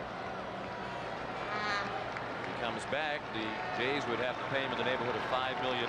They can buy him out for $1 million, and in all likelihood that is what they will do. Morris had a disappointing season, went 7-12 with an ERA of over 6. In his late 30s, it's unlikely that a team trying to reduce the payroll would spend that kind of money on a guy whose future is shaky at best.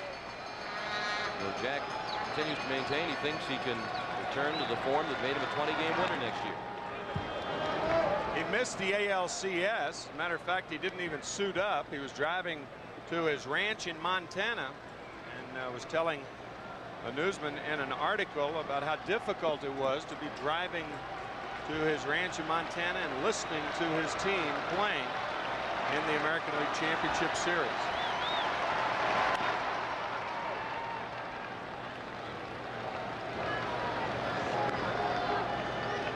Jack Morris, the MVP 2 years ago, when the Minnesota Twins beat the Atlanta Braves in 7 games. You can never forget that 10-inning performance in Game 7.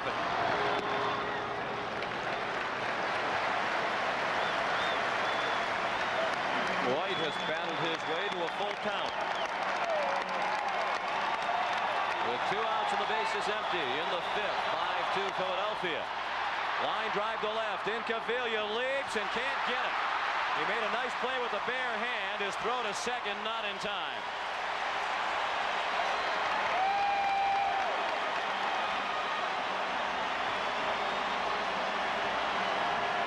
I'm surprised that the wall survived that collision with Pete Incaviglia. He went hard into the left field fence.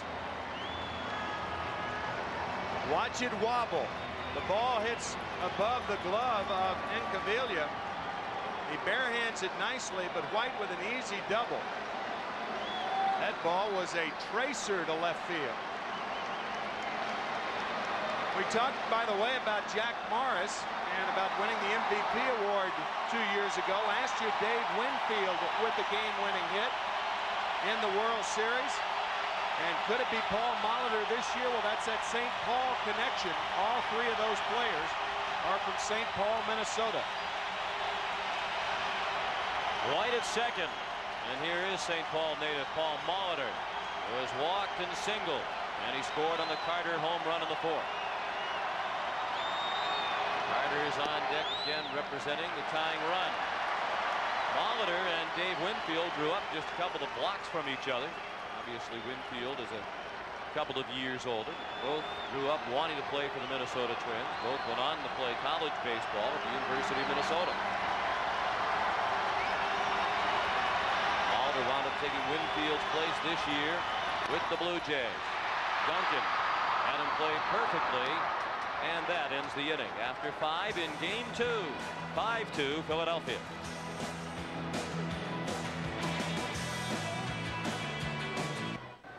Sean McDonough with Tim McCarver, Jim Gray and Pat O'Brien at Sky Dome in Toronto for Game 2 of the World Series. Apparently that fan in the upper deck didn't have time to read the paper before he came out to the game tonight. Pete Incaviglia checked his swing and looked at strike 1.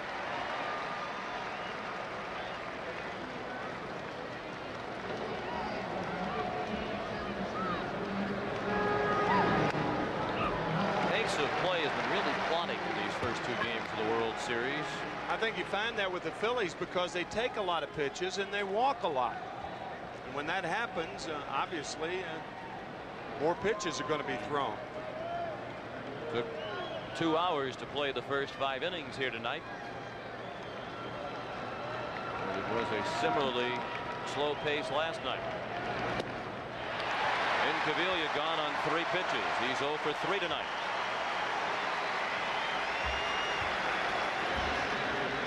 5 strikeouts now for Dave Stewart. Make that 6 strikeouts for Stewart as Incaviglia waves at an outside fastball. Really the only bad inning Stu has had tonight. The 3rd when he gave up all 5 runs. Phillies have had at least 1 base runner in every inning, but the 3rd was the only inning in which they managed to score. Against Dave Stewart.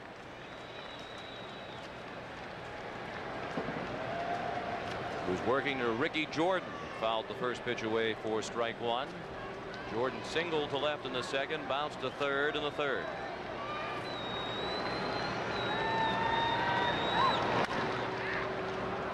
Alomar, shallow right center. 1 hot throw for the out.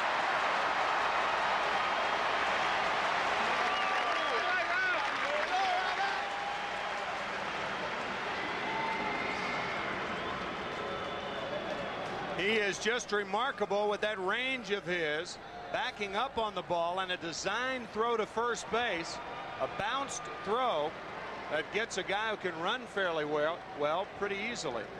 Nice play by Alomar after those 2 spectacular plays last night. Kevin Stocker, the hitter. And he looked at ball 1 up and away. Stocker singled to left his last time up and was thrown out trying to steal second.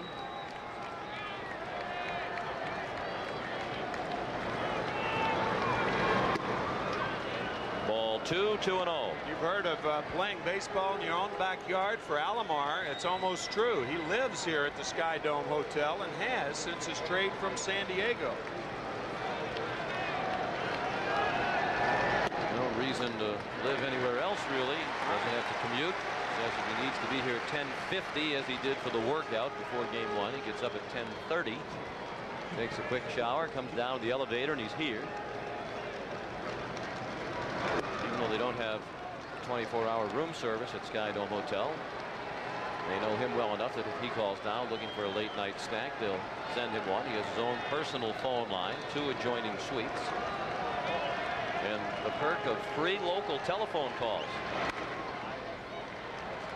For those of you who stay in hotels frequently, you know how quickly those can add up.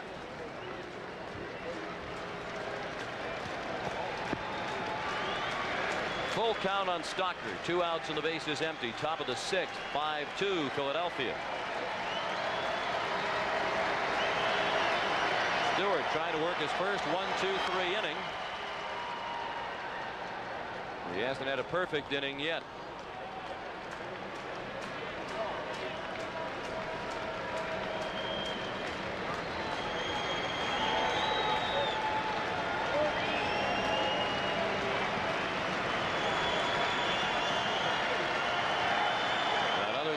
To Stockard, and he fought it off.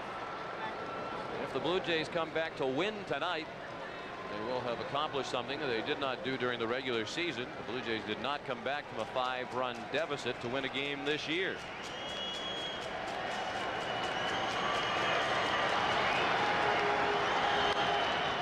A pop-up. Ed Sprague drifts into foul ground. 1-2-3 inning for Stewart. We'll return to Sky Dome after this message and a word from your local station. Here at Sky Dome, the Phillies lead 5-2. Sean McDonough with Tim McCarver. Dave Stewart has his legs back under him after that rocky inning in which he allowed the 5 runs. Yeah, I think that he has regained control of the ball game, but it's just a matter of whether too many horses are out of the barn or not. The 3-run home run by Eisenreich, the biggest blow in this ball game. And you have to wonder how much longer Stewart can go in the ball game. He's thrown 123 pitches. His season high was 124 in a game in September against Minnesota. Joe Carter has provided the Blue Jays with their only offense tonight off Terry Mulholland with a 2-run homer. That was in the 4th. Towering fly ball that scraped the backside of the left field fence. To right center. Long run. Dykstra is there, and he makes the running catch. Of course, the key play in last night's game was the miscommunication between Dykstra and Milt Thompson, who was then the left fielder. Play that resulted in a 3-base error on Milt Thompson. And it was, they said, a matter of simply not hearing each other. Ball hit by Devon White to lead off the 3rd inning, and the ball tailing back to Thompson and going away from Dykstra, and the error was given to Milt Thompson. Now, the one thing about that pitch count, Sean, I don't think you can be a slave to a pitch count. I think if Dave Stewart says he's still throwing the ball well, then Cito Gaston will probably allow him to go out in the 7th inning. No one is warming up for the Blue Jays. I would imagine that Dave will be out there, especially the way he has pitched since that 5-run inning. 1-1 the count on John Olerud.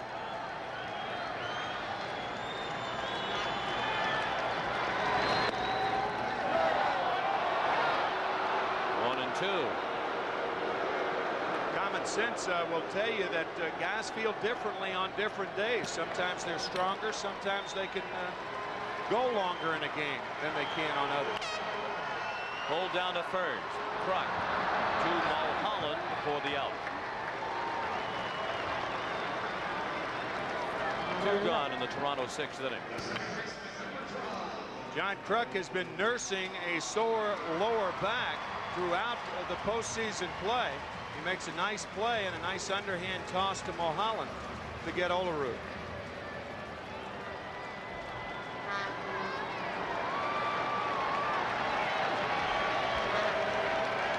Roberto Alomar.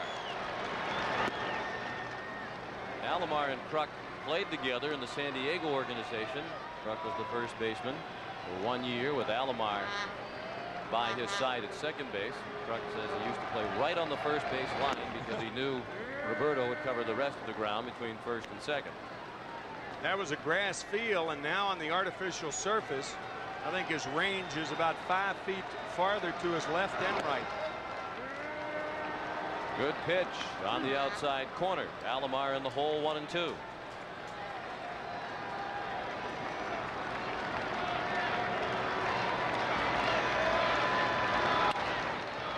Base hit. Past the diving Hollins. So again, the Jays have a 2-out base runner. They got a 2-out double last inning from Devon White and left him standing at second. Alomar kind of one-hands this slider away from him, and he takes that wide turn at first base, giving himself every opportunity to go to second if Incaviglia bobbles the ball.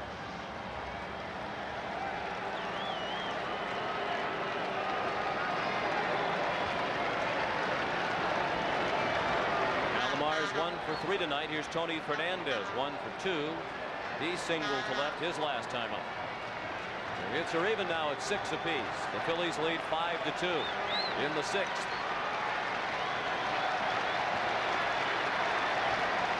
Alomar stole 55 bases during the regular season. And he has never been thrown out while trying to steal in postseason play. That's 15 times without being caught. Most consecutive steals in postseason history. He is less likely to steal now with the Blue Jays trailing by 3, 2 outs.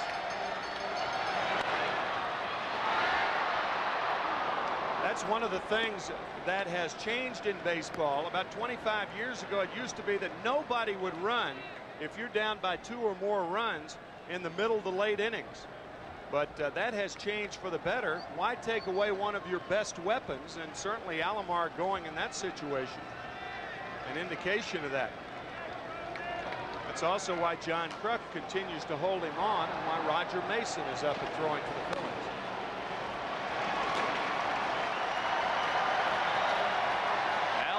First with 2 outs. 6th inning, 5-2 Philadelphia. The 1-1 to Fernandez in the air in left center. Incaviglia can't get it. Alomar around to score. And it's 5-3. It looked like Incaviglia slowed down, thinking that the ball was going to come to him. And then when he realized that it wasn't hooking toward him, he tried to pick it back up again. But by then it was much too late. He went after it like he lost the ball. He goes after it hard, and then he slows down almost to a stop, and then he picks it up again. And by the time he gets to it, it is a double for Tony Fernandez, and the Blue Jays are 1 run closer.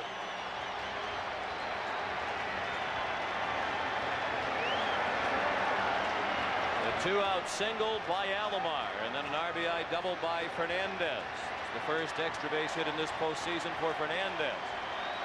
And it might be the end of the night for Terry Mulholland. Jim Fregosi is on his way to the mound. He has the right-hander Mason warming up with Sprague due up, and he puts out the call for Roger Mason.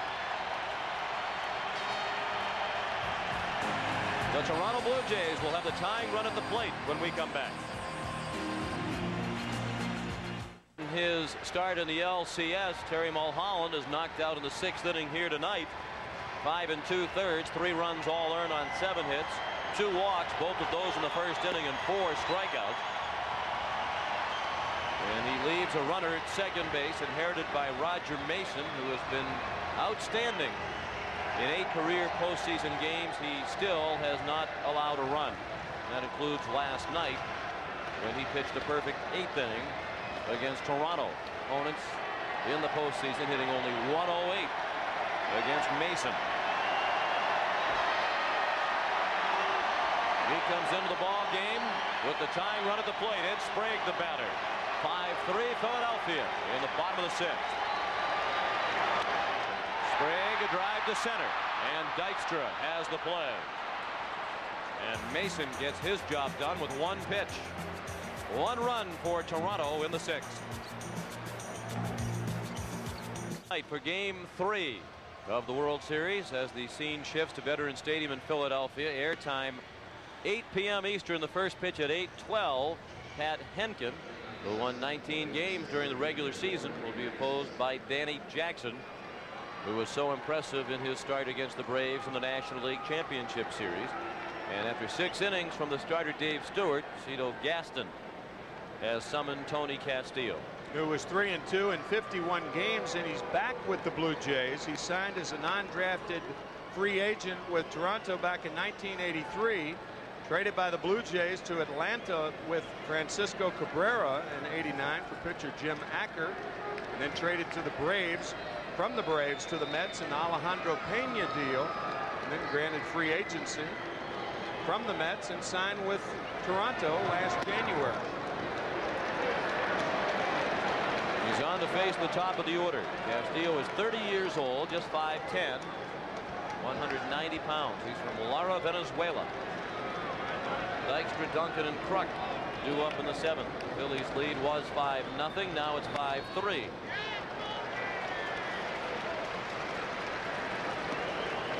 Lenny Dykstra can beat you with the bat. Seen that. And he can also beat you with the glove. Catch off the bat of Roberto Alomar in the 4th. Constant motion is Lenny Dykstra.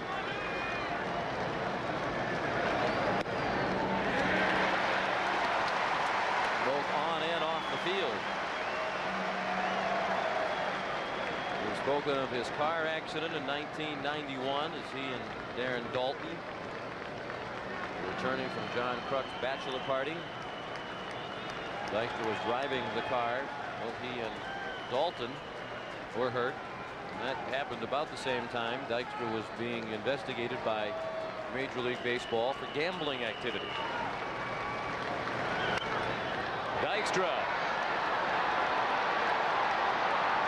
Home run into the Philadelphia bullpen.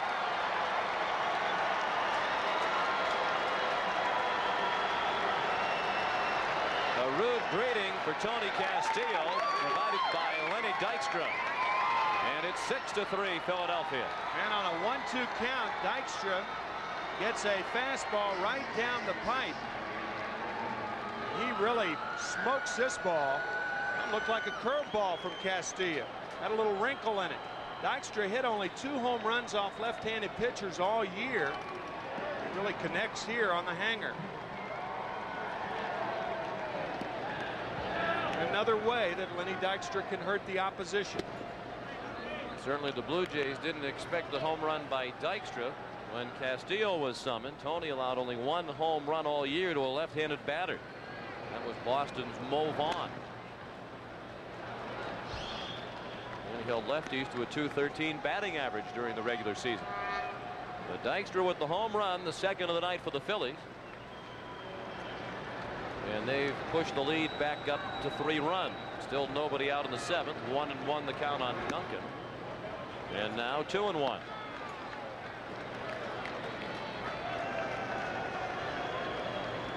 Last time she was out. And his Mrs. Mariano Duncan, Julia, and their son Mariano. And that's well hit to right. But Carter has a play, 1 out. Duncan himself is from a large family. He's one of 11 children. 7 brothers and 3 sisters.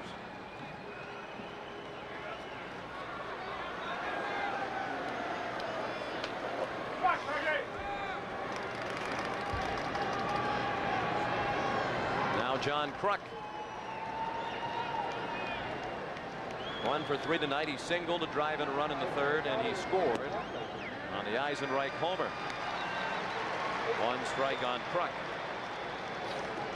Dave Stewart worked 6 innings. He allowed 5 runs, all earned on 6 hits, including the Eisenreich home run. And there's a base hit for Kruk. He has 5 hits in the first 2 games of the World Series. That home run, by the way, for Dykstra, his 7th postseason home run. And he has hit 6 from the leadoff spot. That ties a major league record. Hank Bauer and Davey Lopes also had 6 home runs as a leadoff batter. The only time he hit a home run when he wasn't leading off in the 1986 playoffs, when he won a game with a 2-run homer off Dave Smith of Houston. He was a pinch hitter in that game. Dave Holland swings around to bat from the right side, his stronger side. And after ball one, pitching coach Galen Cisco trots to the mound. Finished the line on Dave Stewart. He walked 4, struck out 6 through 123 pitches while he was out there.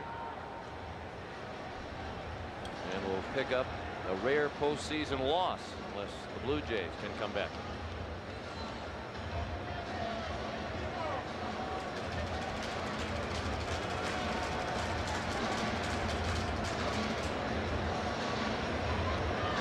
And perhaps before the ball game is finished, we'll see Mitch Williams. If the situation remains as it is now, he'll certainly be on later on.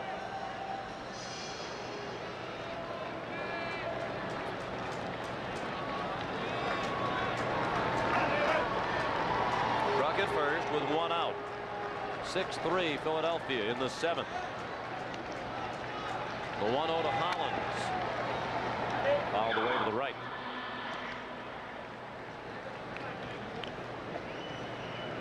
Dave singled a drive and a run back in the 3rd, and he scored on the Eisenreich homer, and he walked in the 5th.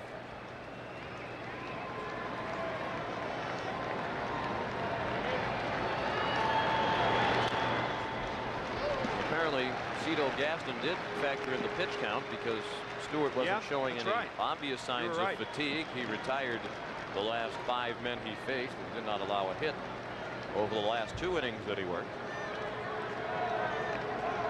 Gene Tennis, the dugout coach, in the foreground. And I guess Cito's thinking that Stewart started the season on the disabled list. Little looper, base hit, just over the leaping Fernandez. And Kruk is hobbling as he rounds second. And appears to be okay now, but for a moment he took what was an awkward looking step. It might be that back that's bothering him again. And there's no way to drag him out of the lineup, says Jim Fregosi. But he is limping. It's either his lower back or his right knee. He has had knee problems, lower back problems all year.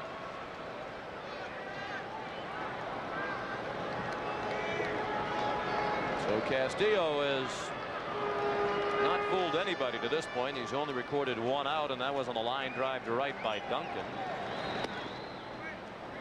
Darren Daulton looked at the ball low. There is action in the Toronto bullpen. Mark Eichhorn is warming up.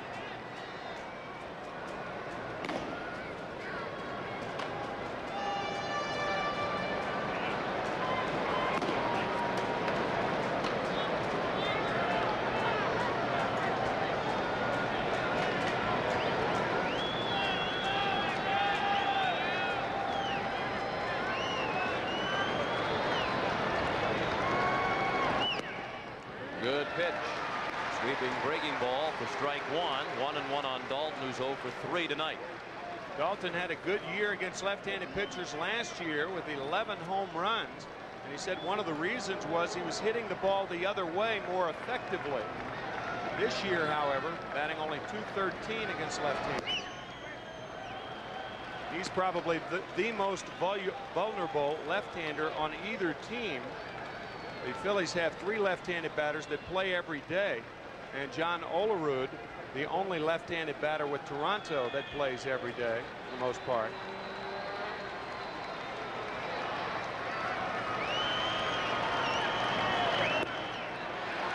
Two and two. Daulton has only 1 hit in 11 at-bats in the postseason against lefties. This ball out of the strike zone. Daulton normally does not swing at balls. You can see how he brought the bat in, really forcing the bat through the strike zone on that pitch down and in. Chopped slowly to second. Tough play for Alomar, and he made it look easy. Had to time the leap and get rid of the ball quickly, and he did all of that for the 2nd out of the inning. Watch Alomar make the leap, make the transfer, and the accurate throw all in the air. That's a remarkable play right there. It looks so easy because he's so smooth and adept doing it.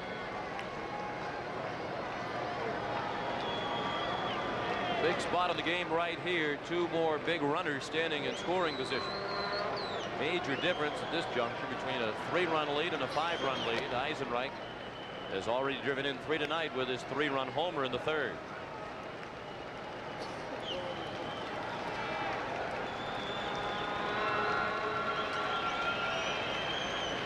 Kruk the runner at 3rd. Hollins at 2nd with 2 outs. 1 run in here in the 7th on the Dykstra homer. Eisenreich to center. White sprinting back, and he makes the running catch. The Phillies have stranded 6 tonight, and at the 7th inning stretch they lead 6-3.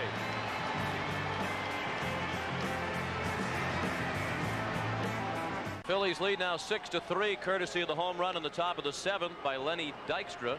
Jim Fregosi calls him a red light player. When the spotlight is on, when the red light of the cameras is pointing at him, he delivers, much like a man known as Mr. October. And in fact, Lenny Dykstra has more home runs per at bat in postseason play than Pelé. Sounded like Joe Namath for a minute. Then Reggie Jackson, and the all-time record holder in that area, Babe Ruth.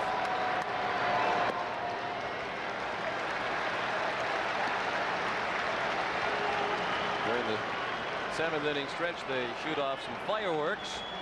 And even though Sky Dome is a smoke-free facility, that applies only to fans, not the fireworks. That was just a little play on words. A little play on words. You were getting ready for the World Cup next year in '94. Famous soccer player, Joe Pelé. Pelé by Pelé. Yes. Borders looked at a borderline pitch. 2-1 the count. Borders appeared to be taking all the way against Mason. Not inside. Down to 3rd. Holland waiting for Kruk to get to the bag, and Borders is out.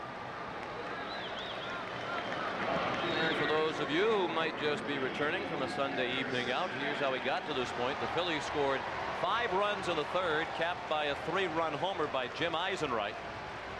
The Blue Jays got on the board in the 4th. Joe Carter, a 2-run home run off the starter Terry Mulholland. Tony Fernandez double to drive in Roberto Alomar, who had singled in the 6th to make it a 2-run game, but Lenny Dykstra pushed the lead back to 3 with a home run leading off the 7th. 1 out in the bottom of the 7th. Ricky Henderson took ball 1 low and in from Roger Mason.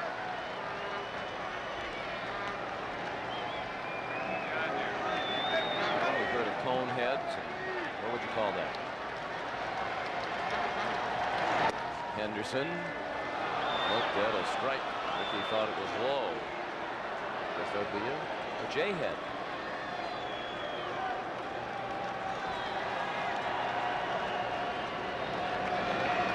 Ricky 0 for 2 with a walk back in the 1st inning. 1-2. John Kruk, during his appearance on the David Letterman show, talked about Ricky Henderson's number change. And at the time that he got number 24, which had been worn previously by Turner Ward, there were stories that Ricky paid Turner Ward $25,000 to get the number, but that rumor was put to rest later. Ricky actually bought Turner Ward a pair of cowboy boots to get Ward to switch numbers with Ricky. When he first arrived here in Toronto, he was wearing number 14.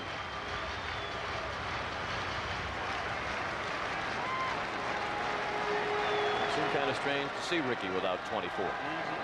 2 dozen.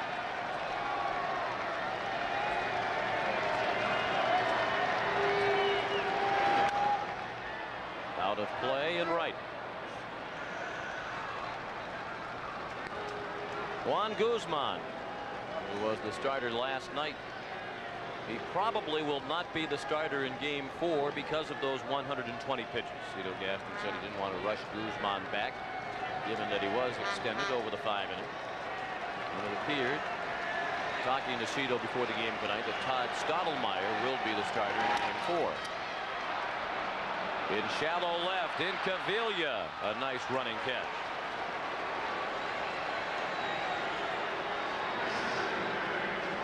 Minky's still in there in the 7th, but would you expect if Blue Jays come up in the 8th and the Phillies still have the lead, we might see Milt Thompson out there? Incaviglia leads off the 8th inning, and I think that's why he's in there for defense here in the 7th.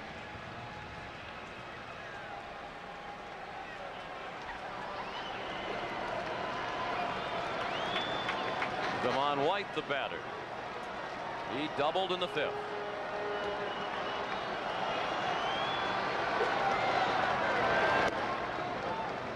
Mason missed outside. 1-0 on White. I think if Cito Gaston does start Todd Stottlemyre in game 4, he'll have Al Leiter backed up right behind him. And the Phillies will have their left-handed hitting lineup probably. Jim Eisenreich, Milt Thompson possibly. And then if Leiter can come in and do the job that he did last night, it would give the Blue Jays a better chance.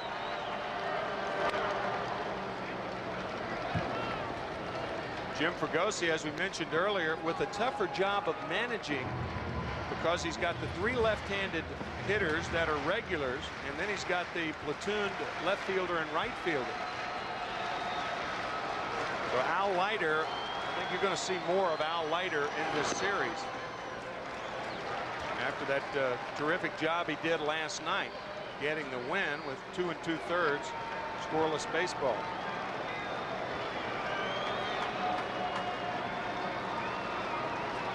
And Mason has now pitched 2 perfect innings in this World Series, a perfect inning last night. And he's faced 3 men tonight and has retired them all. Full count on White. With 2 outs and the bases empty in the 7th. 6-3 Philadelphia.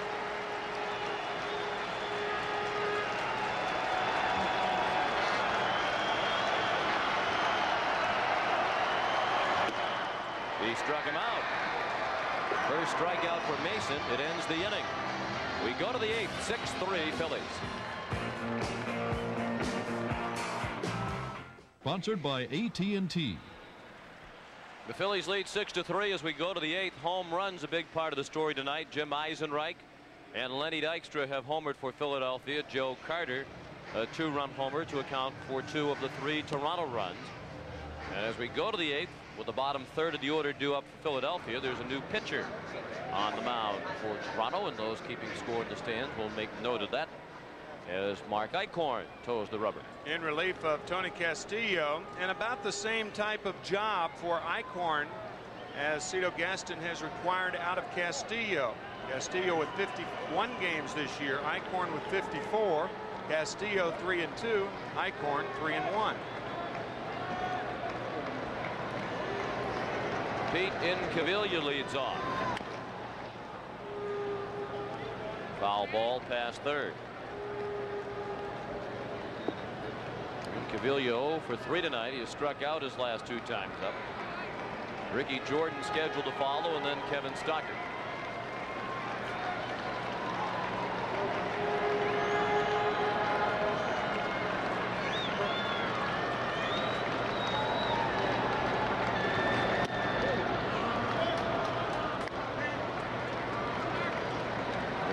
On Incaviglia.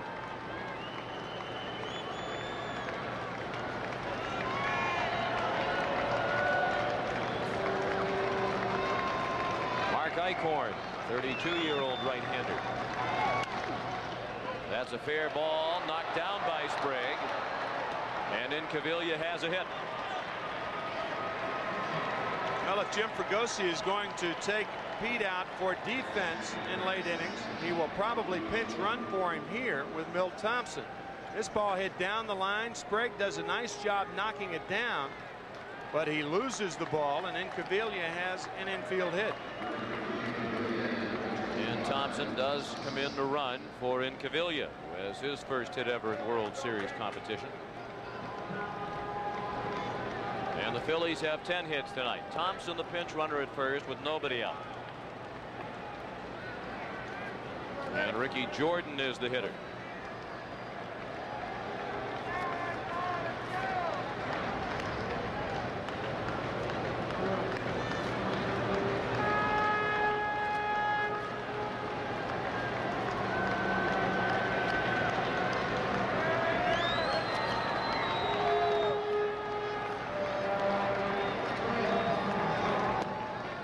Mark Eichhorn a long time to establish himself as a major leaguer.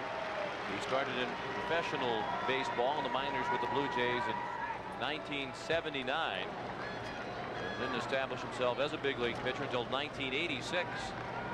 He nearly packed it in. When he was in the minors, he threw straight over the top with only marginally good results. And he was on his way out. Was no longer considered a prospect when Larry Haney, then a pitching coach in the Blue Jays organization, knocked him into going to a submarine delivery. That is a foul ball. There was a time when Eichhorn was really a frisbee thrower. He dropped way down. More than now, right? It's kind of in between now. It's an unusual motion in that after he releases the ball, he jumps at the hitter. There are a lot of pitchers that are not smooth in their delivery that appear to jump at the hitter. Well, Eichhorn actually does it. He is one of 6 players to return to the Blue Jays. Jim Acker did it. Rico Carty did it. Cliff Johnson, Alfredo Griffin, and as we mentioned, Tony Castillo.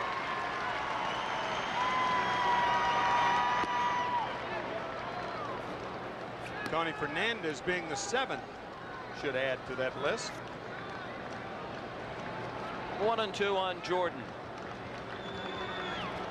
We're in the 8th inning. The Phillies try to even the World Series at 1 win apiece, lead 6-3, and they have Thompson at first with nobody out.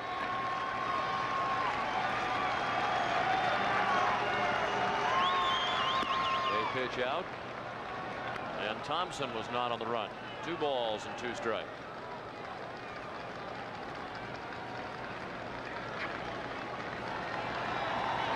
Mark Eichhorn is a native of San Jose, California. Jordan is from Northern California, from Sacramento.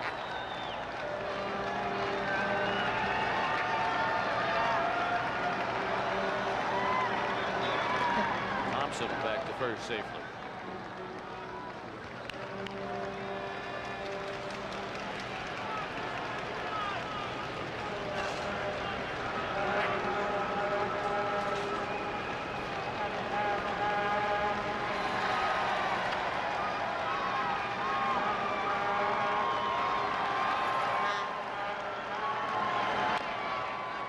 Was running on the 2-2 pitch, and Jordan fouled it at home plate.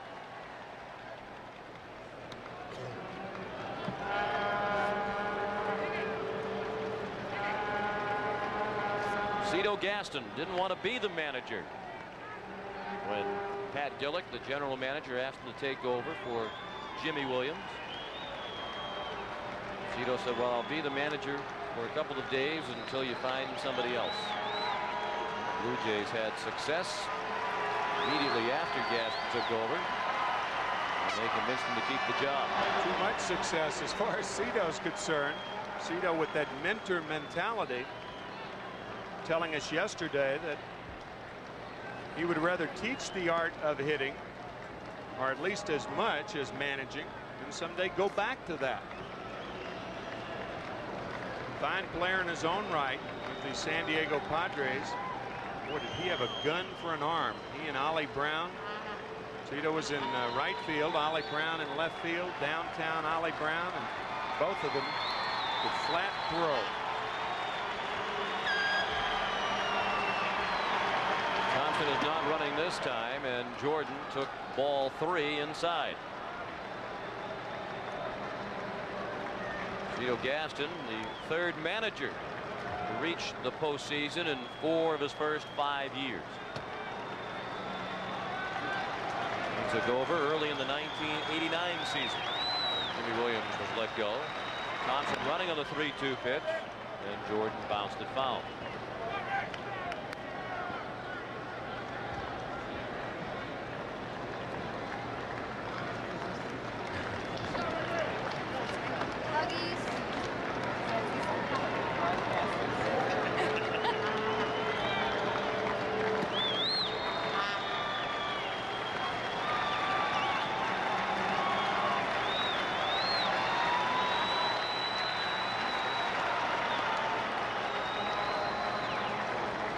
first has to make sure the pitcher pitches. You're not going to steal the base.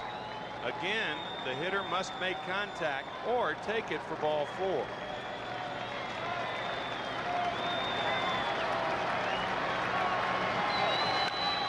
Bounding ball down to third. Sprague took a look at second. Thompson was running, and Sprague didn't have a play there. He went to first for the first out. A runner at second with 1 out in the 8th. 6-3 Philadelphia. Game 3 Tuesday night. We're on the air at 8 Eastern time. First pitch at 8:12. And the Blue Jays and Joe Carter will face another left-handed starter, and Danny Jackson. He'll go against Pat Henkin. Henkin had an excellent regular season, but struggled a little bit down the stretch and didn't have a particularly good time of it against the White Sox in the ALCS. Kevin Stocker, the batter. He's 1 for 3. He singled to left in the 4th.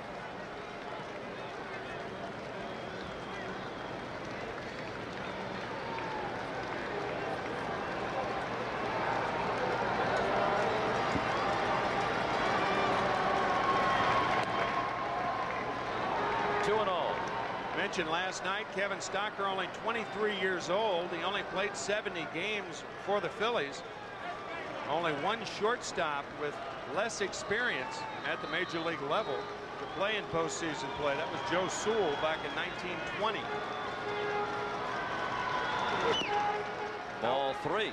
However, there have been younger shortstops to play in postseason play. Travis Jackson was younger with the Giants back in the 20s. Frankie Crosetti in 1932 was not quite 22 years old. Tony Kubek, our pal Tony, about 22 years old in his first postseason series. We mentioned that Jim Fregosi said he wasn't concerned about Stocker's youth, relative lack of experience when he was called up at midseason. Jim said, by the time I was his age, I had about 5 years in the majors, and our Steve Hurt researched it. Fregosi had played in 370 major league games by the time he was 23. He was a very good player, 6 times an All-Star. Had a long wait, as we noted earlier, to get to the World Series. 18 seasons as a player, and this is his 10th as a manager. And only 2 other individuals in this century have played and or managed for more years without reaching the World Series. Gene Mauch, 35 years, and Joe Torre, 29 years. Neither has ever been in the World Series as a player or a manager.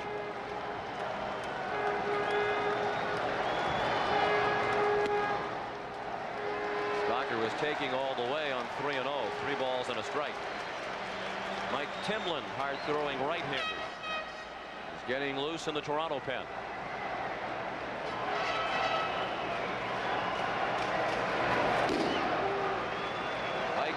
Working very slowly, and he missed outside with ball 4. First and second for the Phils.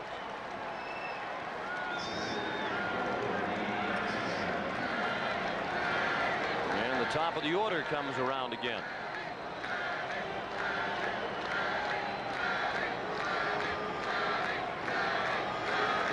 Lenny Dykstra homered, leading off last inning against Tony Castillo. He walked and scored in the 3rd, and he will face a new pitcher.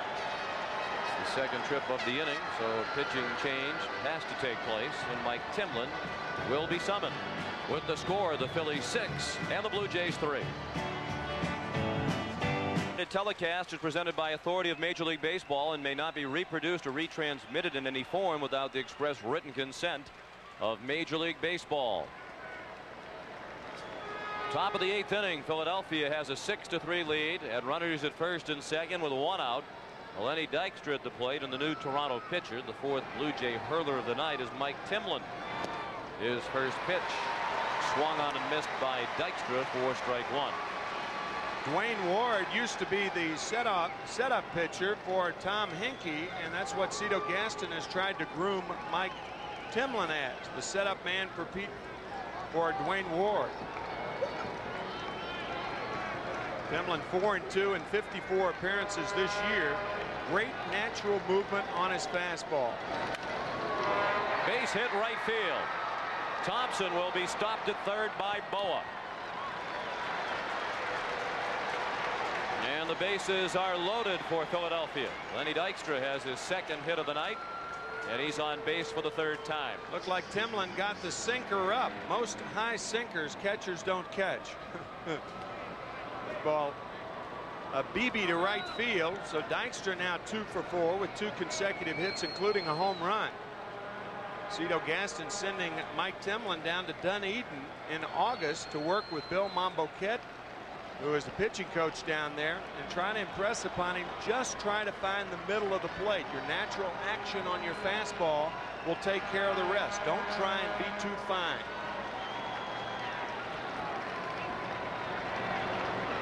And that visit with Momboquette paid dividends. Timlin pitched much better when he came back from the stint in the minors.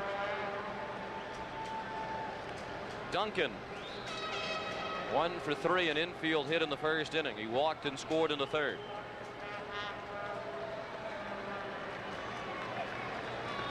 Phillies at one time led by 5 at 5-0. They have a chance to break it open again, leading 6-3 with the bases loaded and 1 out. Duncan chased a bad ball, 0-2. The runner at third is Milt Thompson. He's running for Pete Incaviglia, who started the inning with a single. Evan Stocker is at second. He walked. Moved to second on the single by Lenny Dykstra, who stands at first. The 0-2 from Timlin. 1 ball and 2 strikes. 2 grand slams for Mariano Duncan during the regular season. The Phillies hit 8 as a team. One of those grand slams in the clincher versus Pittsburgh. Called his mother after that game, told her about the grand slam that clinched the division. She cried on the phone. His father got on the phone and said, "You should be more patient at the plate." Kind of a typical dad, isn't he?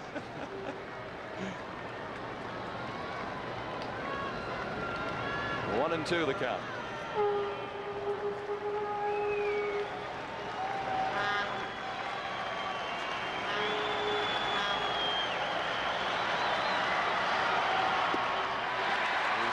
Another bad pitch for strike 3. Big second out of the inning on the strikeout by Timlin.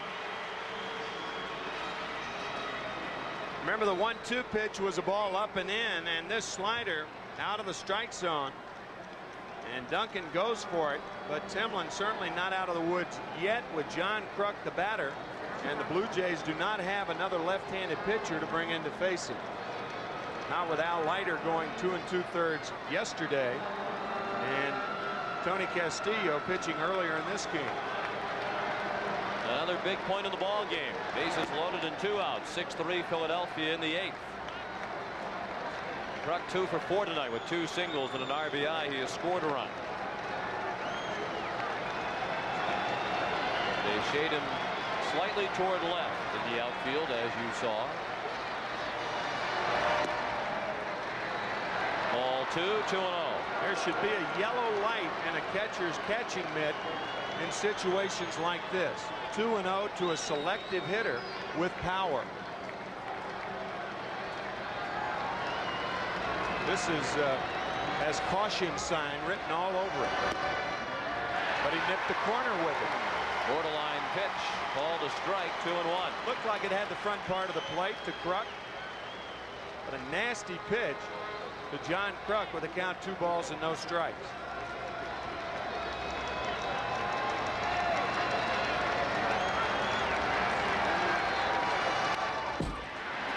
2 balls and 2 strikes.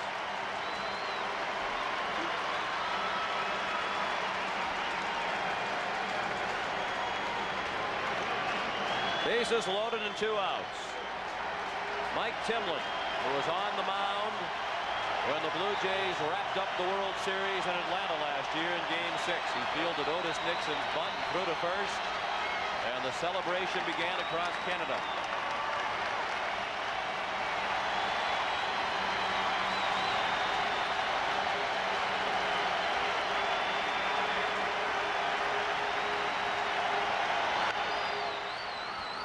Alomar throws him out. And the Phillies leave the bases loaded in the 8th. We go to the bottom of the 8th. 6-3 Philadelphia. Booming at one of the souvenir stands here at Sky Dome. The fan might want to hustle back to his or her seat because, as you pointed out during the break between innings, this is still very much a ball game, 6-3 as we go to the bottom of the 8th. Yeah, I think the Phillies had a chance to blow them out in the top of the 8th inning. They failed to do that when Duncan struck out. John Kruk grounded to second. And with the Wild thing down and still in the bullpen, a lot could happen in these last 2 innings. Meat of the order coming up for Toronto. Paul Molitor leads off against Roger Mason, who's pitched an inning and a third of perfect relief. Molitor, Carter, and Olerud due up. Mason's first pitch of the 8th. Strike 1. Molitor walked in the first, singled and scored on the Carter home run in the 4th, and bounced to second in the 5th.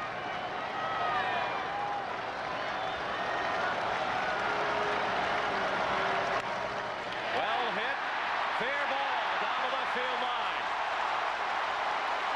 And Paul Molitor has a leadoff double.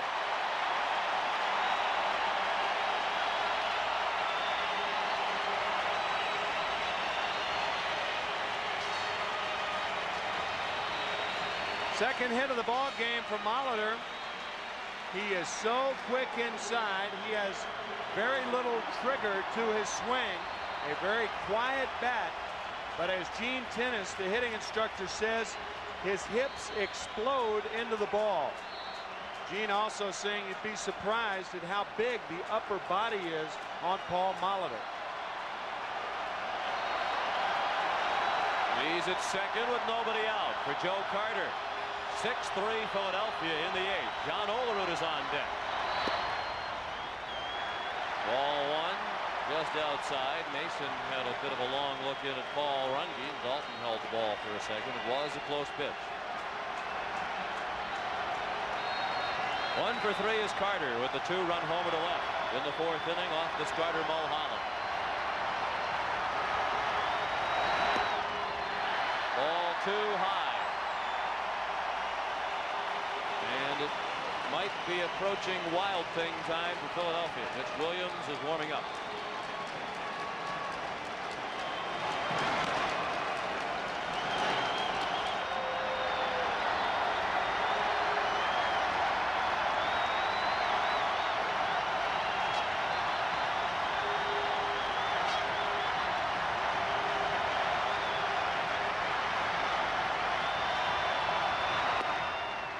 Appear to be taking all the way. It's 2-1. Tim, this will likely be a recurring theme throughout this series because a weakness of each of these two teams is that middle relief. With the way these two teams can hit, it's quite possible that the teams will feast on the other's middle relief pitching if the starters are knocked out early. Mike Timlin had that left thumb taped between innings. Fortunately, it's not his pitching hand.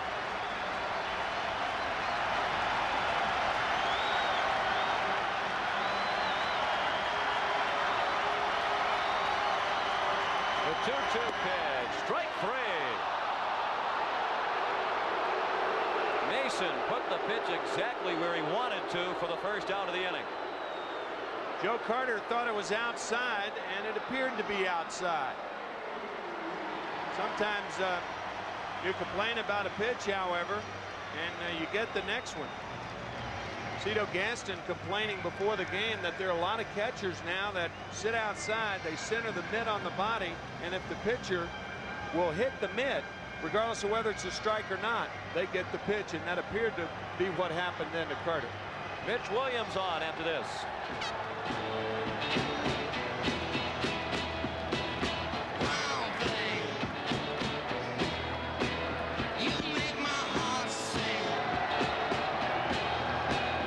Williams on on to make his first appearance in the World Series. He was so much a part of the drama of the National League Championship Series. Appeared in 4 games and wound up with 2 wins and 2 saves. He's on to protect a 6-3 lead, and Jim Fregosi is looking to him to get 5 outs. Williams has pitched more than 1 inning only 4 times this year. That's out of 65 appearances. And he's entered a game with men on base in only 7 games. For obvious reasons, his wildness.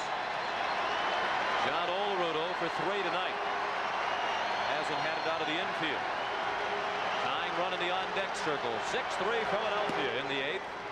And Williams' first pitch of all. Matter of fact, if Mitch Williams was royalty, that's how he would be described, his wildness.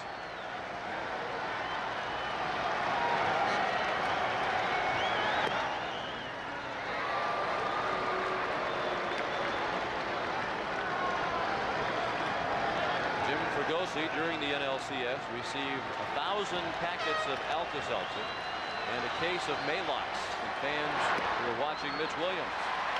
They let Molitor go to third without paying any attention to him. 1 more chances now for the Blue Jays to get him in. That's right. If it were the 9th inning, it wouldn't matter that much. But since it's the 8th, if they tack on 1 more, it makes it easier in the 9th. Popped up. It will be close. And it's into the front row behind the Blue Jay dugout there, and Dalton went down a step into the Toronto dugout.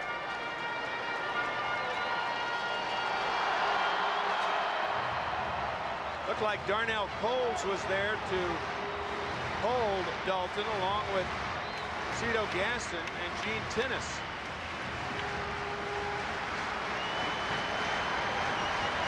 Two and 2 on Olerud.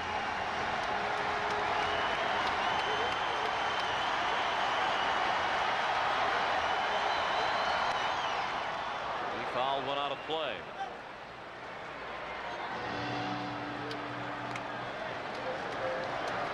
Roger Mason pitched an inning and 2/3. He allowed only 1 hit. That was the double by Molitor leading off this inning. Mason struck out 2 without issuing a walk. Terry Mulholland is the pitcher of record.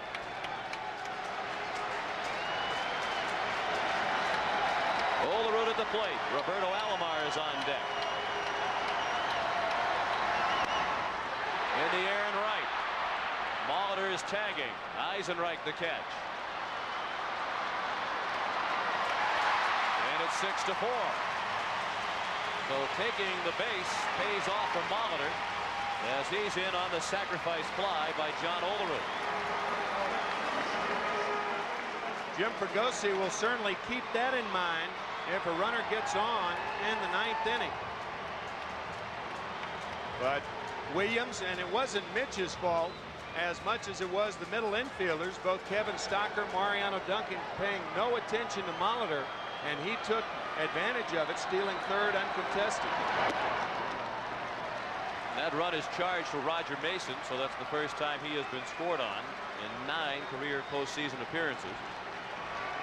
2 outs and the base is now empty. They did credit Molitor with a stolen base of third, even though the defense was indifferent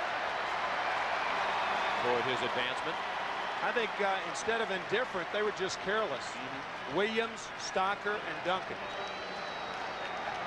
Alomar 1 for 3. He singled and scored on the Fernandez double in the 6th.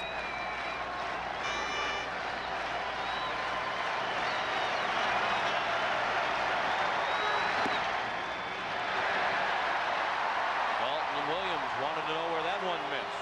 3-0 on Alomar. Well, when you have a reputation like Mitch Williams does, you're not going to get the close pitches.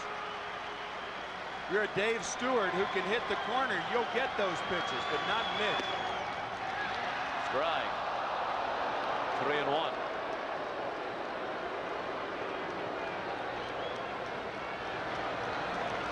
It's been said that Mitch Williams pitches as if his hair were on fire. Mitch has said that himself. That's right down the middle, 3-2. Mitch's case, it would be a big fire. It would be an inferno.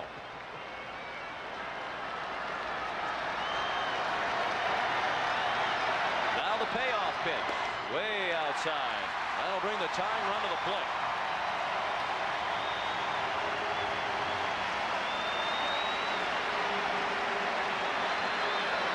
And Tony Fernandez will hit next. First, he'll have a visit from third base coach Nick Leyva, the former Philadelphia Philly manager. I wonder if Leyva is telling Fernandez to give Alomar a chance to steal the base, maybe take a pitch or two. I doubt it because of Mitch Williams' move. I think Mitch Williams has a better move to first base than Terry Mulholland. Reason is he picks his right leg up. He rarely will step off and throw over there. He'll do it occasionally. We'll see if Alomar is thinking about running here. 6-4 Philadelphia in the bottom of the 8th. Alomar at first with 2 outs. First pitch to Fernandez, a ball inside. Tony's 2 for 3 tonight. He singled in the 4th and he doubled to drive in Alomar in the 6th.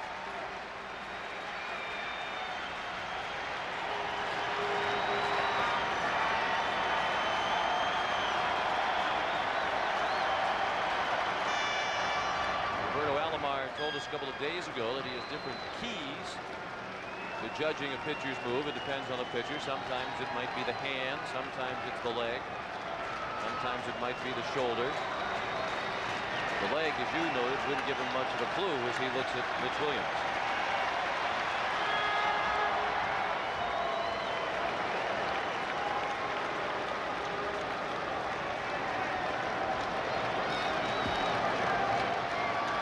Actually, there were 9 stolen bases, and Mitch Williams picked off no one this year.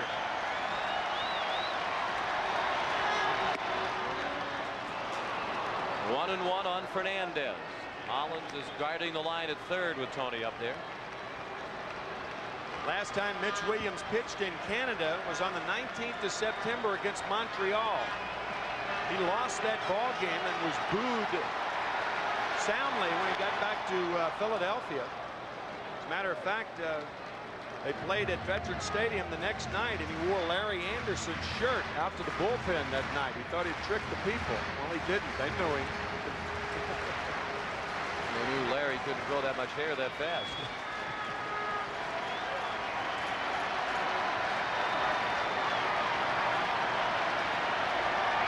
Alomar's running, and Fernandez punched it foul to the right.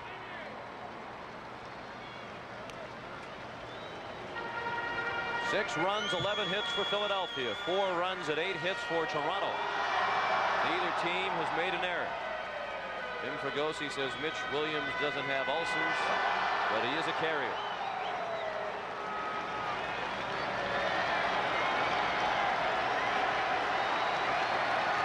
Very short lead and no movement by Alomar, and again the foul ball off the bat of Fernandez.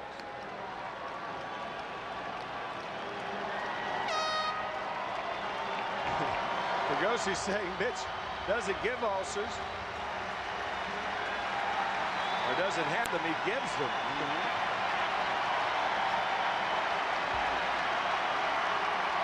Better lead this time, and he's running again. And no throw. So that's the second uncontested stolen base in the inning.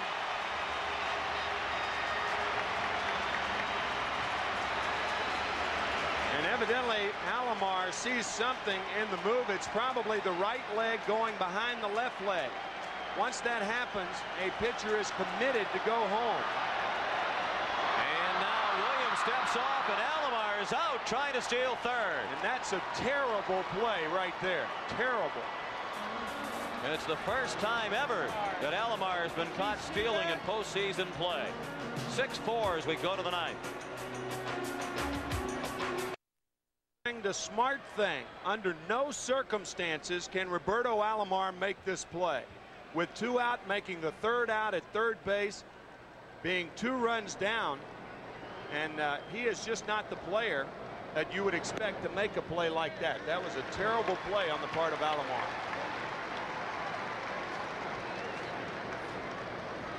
Mike Timlin's first pitch of the ninth, the strike to Dave Hollins. Hollins, that is a foul ball, just foul past first. You might be thinking at home, well, why not? Molitor went to third, but there was one out when Molitor went to third, and he showed how valuable that was when he scored on a sacrifice fly. But with 2 outs, you're 2 runs down, and for the most part, you're as well off at second as you would be at third, and that's why you can't make that play under any circumstances. 0-2 on Hollins, who has 2 hits and a walk tonight. He's driven in a run and scored 1. And he strikes out, couldn't catch up with the fastball from Timlin.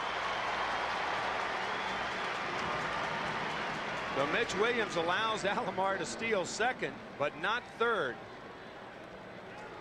It's almost like he had a 6th sense that Alomar was thinking about third, and he wheeled and then threw to Hollins for the out.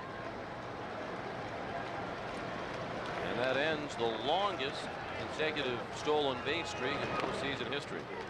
Alomar had swiped 16 without being caught in postseason play before that one.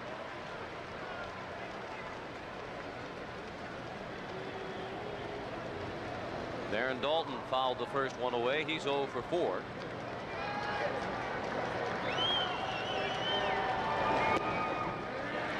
He's the only Philadelphia starter who has not reached base tonight.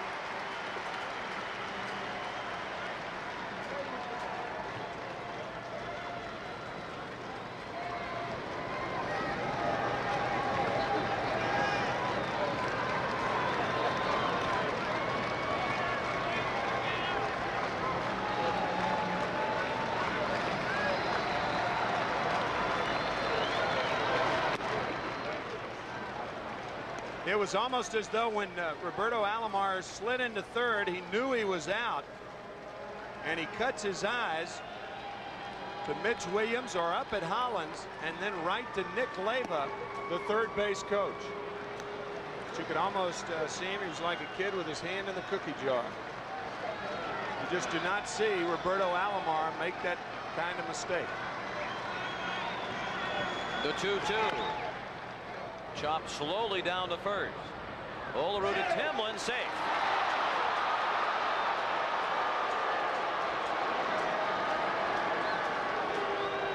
And Darren Daulton has a base hit.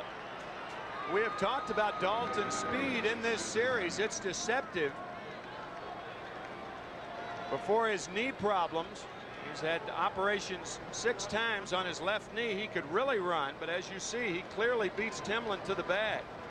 Timlin slowed up for the ball, and that slowing up allowed Daulton to beat him by a shoelace. Good call by Mark Johnson of the American League, the first base umpire. And Jim Eisenreich looked at ball 1. Eisenreich owns the biggest hit in the ball game, the 3-run homer that put the finishing touches on the 5-run Philadelphia third. Phillies have only scored once since then. That was in the 7th on the leadoff home run by Dykstra. Down to third, scooped up nicely by Sprague. Alomar turns it. Pretty double play, 5-4-3, and it ends the inning. We go to the bottom of the 9th. Fernandez, Sprague, and Borders do up at 6-4 Philadelphia. Daulton barrels in to Roberto Alomar, and just like Edwin Moses, Alomar clears that hurdle. So the Phillies lead is still 2. That was 6'2", 201 pounds. And Darren Daulton, about as solid a package as you'll ever see in a baseball uniform, bearing down on Alomar. Tonight's coverage of the 1993 World Series is produced by Bob Dekas and directed by Bob Fishman. The associate director is Steve Shear. The coordinating producer of Baseball 93 is Eric Mann. Baseball 93 produced by George Veras. The senior producer of CBS Sports is Ed Gorin, and the executive, no N in that word last time we checked, in charge of production is Rick Gentile. Jim Fregosi has Kim Batiste in the game at third as a defensive replacement for Dave Hollins. Bill Conlon, longtime sports columnist for the Philadelphia Daily News, had a great term to describe Kim Batiste. He called him the Mitch Williams of extra men. Seems to be plenty of action when he's involved in the postseason. Kim says, I sit down until 10. Of course, it's until 12 ttonight, 12 Eastern time, 10 Rocky Mountain time. Yes. This game is approached and reached now the 3.5-hour mark. Last night it was 3:27. Mitch Williams pitching with a 2-run lead in the bottom of the ninth. Tony Fernandez leads off, bottom third of the order. Fernandez, Sprague, and Borders due up.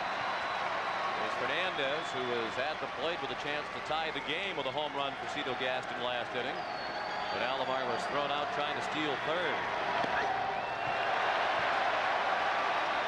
Grabbed at his knee, but the pitch didn't hit him. 2-0.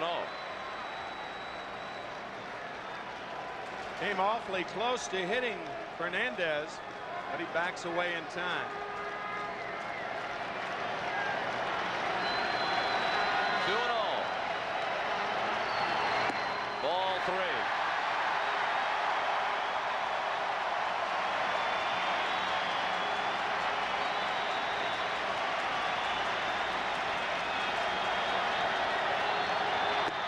And ball 4 high. Williams walks the leadoff man on 4 pitches. He has faced 3 hitters in this outing and has walked 2 of them. And that brings the tying run to the plate for Toronto. And it brings the pitching coach Johnny Padres to the mound.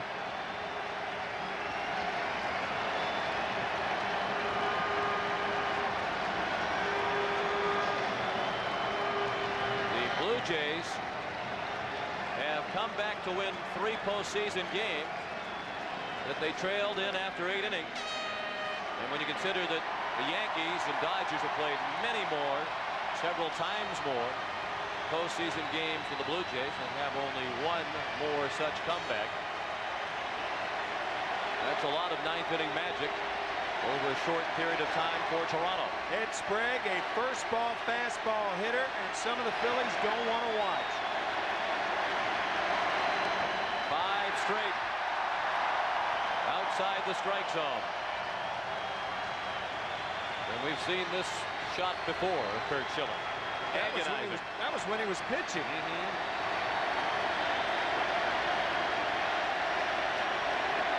Tying run at the plate, 6-4 Philadelphia in the bottom of the 9th. And finally a strike over the inside slice. Sprague's over 3 tonight. Larry Anderson is warming up in the Phillies bullpen.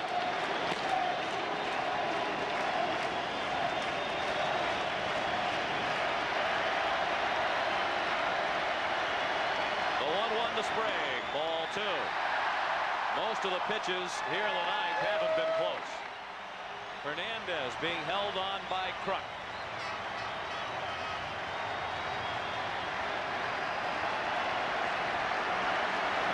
Most of the fans on their feet at Skydome. The 2-1 inside. And Williams is in danger of walking Sprague and putting the tying run on base and bringing the winning run to the plate.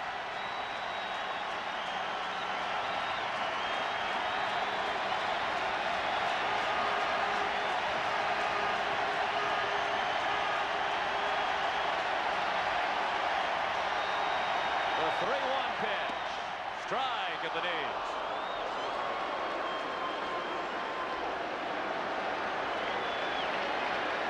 Outfielders reminded to throw the ball to second base and cut down on the double. Forget about Fernandez at first because you have a 2-run lead, not a 1-run lead.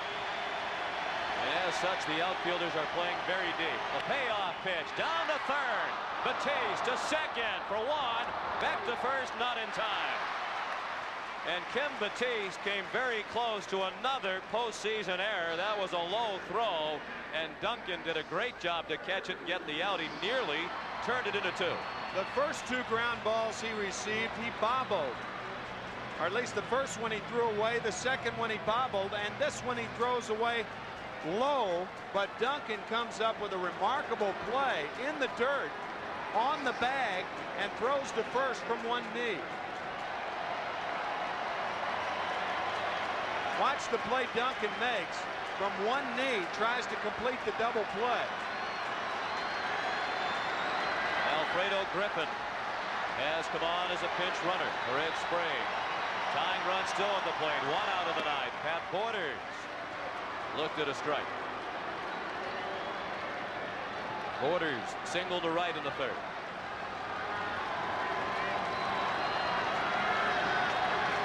Batiste guarding the line. The outfield still deep. 6-4 Philadelphia in the 9th. A ball outside. Jim Fregosi has said several times, late inning defense is the most thankless job in baseball. You're expected to make all the plays, and if you don't, you're a goat. Tim Batiste has said over and over again, I want them to keep hitting the ball to me.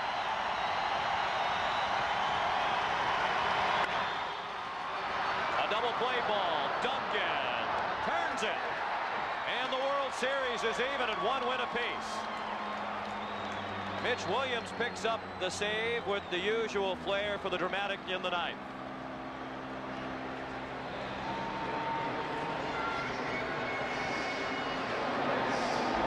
The final score 6-4 Philadelphia. Will return to Sky Dome after this message and a word from your local station.